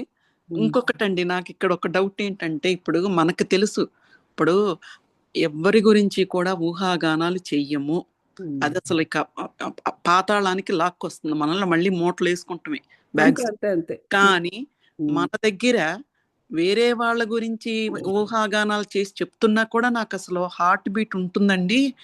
అసలు ఎంత వలనరబుల్ గా ఎలా ఉంటుందంటే చెప్పలేను. కానీ ఆ సిచ్యువేషన్ నుంచి నేను ఎలా తప్పుకోవాలనేది నాకు తెలియట్లేదండి. ఇప్పుడు మనం ఒక మనిషితో మాట్లాడుతున్నాము, ఆ మనిషి అనవసరంగా ఆ థర్డ్ పర్సన్ గురించి మనం ఊహాగానాలు చేసేసి ఏదేదో అంటే అసలు దానికి ఎంత సహనంగా ఉన్నా కూడా నాకు చాలా డిస్టర్బ్ అవుతుందని గౌతమి. అదేంటంటే మీ mental or emotional bodies react అవుతుంది లోపల, అదే మీరు ఆపాలి అక్కడ. తటస్థంగా ఉండడం చేయాలి, నేర్చుకోవాలి. మీరు ఫిజికల్ గా మీరు తిరిగి తిట్టడమో ఏదో చేయకపోవచ్చు, కానీ లోపల యాంగ్జైటీకి గురవుతున్నారు. అవునండి. సో ఆ ఎమోషన్ అండ్ మెంటల్ బాడీస్ అనేవి అవి రియాక్ట్ అవుతున్నాయి. సో వాటిని మీరు వాటిని తటస్థంగా ఉంచాలి. అలాగని సప్రెస్ చేయడం కాదు, క్లారిటీతో ఉంచాలి. సప్రెస్ చేస్తే మళ్ళీ మీరు ఎంత సప్రెస్ చేస్తారో అంత గట్టిగా ఆ మూత ఓపెన్ అవుద్ది. అవునవును. సో మీకు అక్కడ క్లారిటీ అనేది అక్కడ లోపించడం వల్ల ఎందుకు అలా జరుగుతుందని కానీ ఏవో ప్రశ్నలు, ఆ ప్రశ్నలకు సరియైన సమాధానాలు లేకపోతే క్లారిటీ మీకు అక్కడ లేకపోవడం వల్ల మీరు యాంగ్జైటీకి గురవుతున్నారు. అంటే ఇంకా ఇప్పుడు ఇవన్నీ వినాలా, ఇప్పుడు మనకు ఎందుకు అనేది నాకు అనిపిస్తా ఉంటుందండి. అది అది అది మీరు అనిపిస్తా ఉంటదంటే మీరు అలా అనుకోవద్దు. మీరు ఒక ప్రయోగశాలలో ఉన్నారు, రైట్? చెప్తున్నాను కదా, మీరు ఎక్కడ కూర్చున్నారో అదే మీది, మిగతాదంతా కూడా ప్రయోగశాలే. అంతే. ప్రయోగశాల అన్నప్పుడు అన్నీ జరుగుతూ ఉంటాయి. Watch it. అది వాచ్ జస్ట్ స్థిర చిత్తంతో ఉండటమే, అంతే, చూస్తూ ఉండడమే. ఎందుకంటే అందరూ కూడా కర్మ చేయాలి కదండి. మీరు ఎలాగైతే వచ్చారో వారు వారి కర్మలు చేయడానికి వచ్చారు కదా. అంతే అంతే. సో కాబట్టి వారు వారి కర్మలు చేస్తుండేటప్పుడు నువ్వు నీ కర్మలు చేసుకో అని చెప్పేసి వాళ్ళకి పూర్తి స్వేచ్ఛనిచ్చేయాలి. అది ఆ స్వేచ్ఛని మీరు ఇంకా ఇవ్వకపోతూ ఉన్నారు లో నుంచి. నాకేమనిపిస్తుందంటే, మనం మెడిటేషన్ లో ఉన్నాం, ఒకళ్ళని అట్లా ఊహాగానాలు చెయ్యకూడదు కదా, అందుకని మనకు అది వాళ్ళకి చెప్పాలని నా తాపత్రయం. ఎందుకంటే మళ్ళీ నీకు ఇంకా కర్మ యాడ్ అవుతుంది, ఒకళ్ళని ఊహాగానాలు ఎందుకు అని అక్కడ ఆ తాపత్రయం ఉందండి నాకు. అదే వద్దు. వారు అక్కడ అలా వారు ఏదో ఒక కర్మ చేస్తున్నారు, తాను ఏదో నేర్చుకోవడానికే కదా కర్మ చేస్తున్నారు. మీరు అడ్డం పడుతూ ఉంటే లో నుంచి మీకు యాంగ్జైటీ వస్తుంది. కరెక్టేనండి. మీరు ఆ క్లారిటీని పూర్తిగా తెలుసుకుంటే ఎదుటి వారు ఆ కర్మ చేస్తున్నారు అంటే తప్పో ఒప్పో మీకు తప్పు అనిపించవచ్చు, మీకే కాదు మొత్తం సంఘానికి కూడా తప్పు ఉండొచ్చు, కానీ ఆ కర్మను చేయడానికి ఆత్మ అగ్రిమెంట్ తీసుకుంది, వాళ్ళ కర్మ అట్లా చేయాలి, అంతే. ఆ విధంగా చెయ్యాలని చేసుకుని అటువంటి కర్మను వాళ్ళతో కలిపి చేసే మరికొన్ని ఆత్మలు తెచ్చుకుంది. You are not part of that. అంతే అంతేనండి. మీరు ఆత్మల యొక్క సముదాయంలో మీరు లేరు. అదే అదే. సో వారందరూ కలిసి ఒక కర్మ చేస్తున్నారు, చేసుకోమని చెప్పండి. ఎందుకంటే వాళ్ళు అక్కడ ఏదో నేర్చుకుంటారు, మంచో చెడో మనకి తెలియదు అది. అంతే అంతేనండి. అది అంతే. థ్యాంక్ యూ గౌతమి గారు, చాలా అద్భుతంగా ఉందండి. Thank you. బేషరతుగా ప్రేమ నిజంగా నిజంగా అసలు ఎంత చెప్పినా తక్కువేనా గౌతమి అది గారు. అది ఇక డిపెండెన్సీ అనేది, థ్యాంక్ యూ, డిపెండెన్సీ అనేది ఉండకూడదండి ఏ మనిషి మీద. అది వీ షుడ్ లర్న్. అంటే డిపెండెన్సీ అనే మాట దగ్గరకు వచ్చేసప్పటికి we should learn how to unlove people. Um, మనము we should learn how to unlove people. Um, అంటే డిపెండెన్సీ దగ్గర చెప్తున్నాను. మనం అది. విశ్వభాత్రంగా మనం ప్రేమించాలి, అది కాదు. కానీ ఏంటంటే మనకు డిపెండెన్సీ ఉంటుంది, ఎమోషనల్గానో మానసికంగానో లేకపోతే శారీరకంగానో. మన ఈ పని చేసుకోవాలి, ఆ పని చేసా బాబా, ఆ నీళ్ళు తీసుకురారా బాబు, ఆ, ఏదైనా కూడా ఆ డిపెండెన్సీ కూడా మనకు ఉండకూడదు. ఇంకొకటి చెప్పారండి మీరు, అంటే చాలా పాయింట్స్. ఎప్పుడు 100% అక్కడ పెట్టుకుంటే ఆ ప్రేమ 80% ఇవ్వాలి, ఓన్లీ 20% మనం ఎక్స్పెక్ట్ చేయాలి. దట్ ఈజ్ సో ట్రూ అండి. ఆయన చెప్పారంటే అసలు చెప్తున్నా అంతే. లేకపోతే మనం బేషరతుగా ప్రేమ అది డిస్ట్రిబ్యూట్, అదే కదా ప్రేమ స్వరూపమే, ఆనంద స్వరూపమే భగవంతుడు అసలు. అవును. ఇది సో ఆ కాన్సెప్ట్ ఎప్పుడు కనుక నిత్యం నిరంతరాయంగా మనం గుర్తుపెట్టుకుని ఎప్పుడు ఎరుకతో ఉంటే అసలు మన శ్వాసతో మనం ఎప్పుడు ప్రతి సెకండ్ అనుసంధానం అయితే చాలండి. అద్భుతంగా ఉందండి. అంతే అంతే. ఏంటంటే మన ఇనీషియల్ గా అంటారు ఈక్వల్ గా ఇది అని, కానీ but when you move to the next level నీకు అక్కడ ఈక్వల్ నీకు దొరకదు. అవునండి, చాలా దూరం పైకి వెళ్ళిపోయావు. కరెక్ట్ అండి. సో నీకు అక్కడ వాళ్ళే రావాలి. అక్కడ వాళ్ళు ఎవరుంటారండి? అవును, గురువుస్ ఉంటారు, దేవుళ్ళు ఉంటారు. సో అది టోటల్ గా డిఫరెంట్ ఉంటుంది. అవును, సో అప్పుడు నీకు మళ్ళీ అక్కడ క్యాలిక్యులేషన్స్ మారుతాయి, అంటే పర్సంటేజెస్ మారుతాయి. అవునండి. అది మనము పెరుగుతున్న కొద్ది ఫ్రీక్వెన్సీ, హయ్యర్ ఫ్రీక్వెన్సీస్ కి మనం వెళ్తున్న కొద్దీ కూడా ఈ నెంబర్స్ అన్ని మారిపోతాయి గౌతమి. నెంబర్స్ మారిపోతాయి. అదే అసలు చాలా క్లియర్ గా తెలుస్తుందండి. అది ఏంటంటే మోర్ ఛాలెంజెస్ ఉంటాయి. చాలా అండి ఛాలెంజెస్. ఎందుకంటే ఇంకా మన ఈ భూమిని ఆశ్రయించుకుని ఉండడం వల్ల. అదే అదే అది ఏ అడుగుకి, ప్రతి అడుగులోనూ ఒక్కొక్క అడుగు వేస్తున్న కొద్దీ మీరు ఒకసారి మనం ఇద్దరం అనుకున్నామండి, ఒక ఊపేస్తుంది అన్నట్టు అట్లా అవుతుంది. థ్యాంక్ యూ అండి. పద్మజ గారు, ఇందాక మీరు అన్నారు కదా, అది ఏందో నాకు ఆ క్వశ్చన్ నాకు సరిగా అర్థం కాల. ఏదమ్మా మళ్ళీ చెప్పండి. అదే అపోజిట్ పర్సన్స్ ది భావోద్వేగాలు సంథింగ్ ఏదో అన్నారు కదా. అది నేనేమన్నానంటే, ఇప్పుడు మీరు ఒక మనిషిని కలిశారండి, ఇప్పుడు కలిసినప్పుడు మనం ఏంటి మనకు తెలుసు. ఇప్పుడు ఏది ధ్యానం చేసాం, ధ్యానం ద్వారా జ్ఞానం తీసుకున్నాక మనకు తెలుసు ఒక్క మనిషిని ఎప్పుడు, ఎందుకంటే ఇక్కడ దైవం ఉంది, ఎదుటి మనిషిలో కూడా దైవం. అది మనం ప్రాక్టీస్ చేస్తాం, సాధన చేస్తున్నాం. కానీ అవతల వాళ్ళని ఒక జడ్జిమెంట్ చేయటం కానీ, ఒక కామెంట్ చేయటం కానీ, లేకపోతే అవతల మనిషి ఎవరు థర్డ్ పర్సన్ ఏమనుకుంటున్నాడో మనకు తెలియదు. కానీ ఇప్పుడు మన ఎదురుగుండా ఉన్న పర్సన్ అంటున్నారు అనుకోండి, వాళ్ళు అట్లా అట్లా అట్లా ఇలా, లేకపోతే ఊహాగానాలు. ఎవ్వరి గురించి కూడా మనం పలానా అని ఒక జడ్జిమెంట్ ఇవ్వకూడదు, ఒక స్టేట్మెంట్ ఇవ్వకూడదు. మనం ఎవరమే, మనంతా అది ఎలా చేస్తాము? ఇప్పుడు అవతల మనుషులు అది నేను అడిగింది గౌతమి గారిని. అంటే గౌతమి గారు సమాధానం చెప్పారు. మనం ఇంకా అక్కడ భావోద్వేగాలతో ఉన్నాం. ఎందుకంటే మనకేమనిపిస్తుంది, అయ్యో అవతల వాళ్ళు తప్పు చేస్తున్నారు, చేయకూడదు అట్లా అనకూడదమ్మా అనేది మనకు అనిపిస్తుంది. కానీ గౌతమి గారు చెప్పింది వాళ్ళ కర్మ వాళ్ళు చేయనివ్వాలి. They will learn something from that, ఆ కర్మ ద్వారా. అది అర్థమైందండి, చెప్పగలిగానా? అర్థమైందండి. వాళ్ళు ఏదో పొందుతున్నారు అందు నుంచి, మన ఆపేస్తే ఎట్లా? అది that you are not part of that karma. అంతే. భావోద్వేగాలు అంటే మీనింగ్ వాళ్ళు చేసే పనులు, వాళ్ళు చేసే సో పనులు. You are from totally different tape. You are a tape from different tape recorder. అవును, అంతే. They are tapes from the same tape recorder. అది so they play the same song. అంతే అంతే. You cannot sing that song. అవును, that is true. That is true. ఇది మనం తెలుసుకోవడానికి 50 ఏళ్ళు దాటిపోతాయి. కాదండి, అన్ని ఇప్పుడే తెలిసేసుకుందామండి. తెలుసుకుని సాధన చేసి హ్యాపీగా వెళ్ళిపోదామండి. ఇంకా అదే గోలు. అంటే మనకి మనకు ఇచ్చిన టాబ్లెట్ ప్రకారము ఆ సాంఘిక సమస్యలు అదే మనకు ఉంది కదా, సోషల్ ప్రాబ్లం, ఉమ్, దాని ప్రకారం ఒకటి రెండు సార్లు చెప్పడం తప్పలేదు. మనం అలా చెప్పలేదు అనుకోండి, ఉమ్. మనకి మన విశుద్ధి చక్రం అక్కడ అన్బ్యాలెన్స్ ఆ అవుతుంది. అదే అది అట్లా చెప్తాము, కానీ వాళ్ళు చెబుతాము, వినకుండా ఎప్పుడో ఒకసారి అదే చేస్తుంటారు. ఓకే, అర్థమైపోవాలి అక్కడికి. ఆహా, ఓకే, కానివ్వండి మీరు అన్నారు. ఓకే ఇక మనం అంటే ఇక మళ్ళా ఎక్కడన్నా తప్పు కనిపిస్తే 1-2 సార్లు చెప్పాలి, తర్వాత ఇంకొదిలేయాలి. అంతే. అంతే. కానీ మనం ఏంటంటే బైండ్ అవ్వకూడదు దానికి. అదే ఓకే. ఆ రియాక్షన్ కి బైండ్ అవ్వకూడదు. మన వాళ్ళకి వాళ్ళ యొక్క వాటికి మనం బైండ్ అయ్యామంటే మనలో యాంగ్జైటీ, స్ట్రెస్, స్ట్రెయిన్ ఇవన్నీ వచ్చేస్తాయి. Yeah. అవును. ఇప్పుడు ఒక్కటి మనం చెప్పాము, వాళ్ళు వినలేదు కదా అన్నది తీసుకోకూడదు. ఇంకా తీసుకోకూడదు. అంతే. నా ఓకే, బాధ్యత నేను ఓకే, చేశాను థ్యాంక్ అంతే, యూ. అది వాళ్ళ బాగా ఇష్టం. చేయండి. Okay, very good. దాని నుంచి మనము ఇక్కడ ఏం చెప్పాడు పరమహంస గారు? భార్యాభర్తలు కావచ్చు, ఎవరైనా కావచ్చు, ఎవరి గురించినైనా కూడా మనం కోరుకునేది ఒకటే, వారు వారి యొక్క ఆధ్యాత్మికత గురించి తెలుసుకోవాలి, వారికి వారి ఆత్మ వికాసం కలగాలనే మనం దీవించాలి, మనం కోరుకోవాలి. భర్త అవ్వు, భార్య అవ్వు, మరో ఫ్రెండ్ అవ్వు, ఎవరవ్వు, అది ఒకటే మనము మానసికంగా కోరుకోవాల్సింది. వారు వారి ఆత్మను వారు తెలుసుకోవాలి అని మనం కోరుకుంటే చాలు, అంతే. ఓకే అండి. Yeah. బాగుందండి. థ్యాంక్స్. థ్యాంక్ యూ అండి, థ్యాంక్ యూ వెరీ మచ్. మళ్ళీ మనము నెక్స్ట్ వీక్ కలుద్దాము.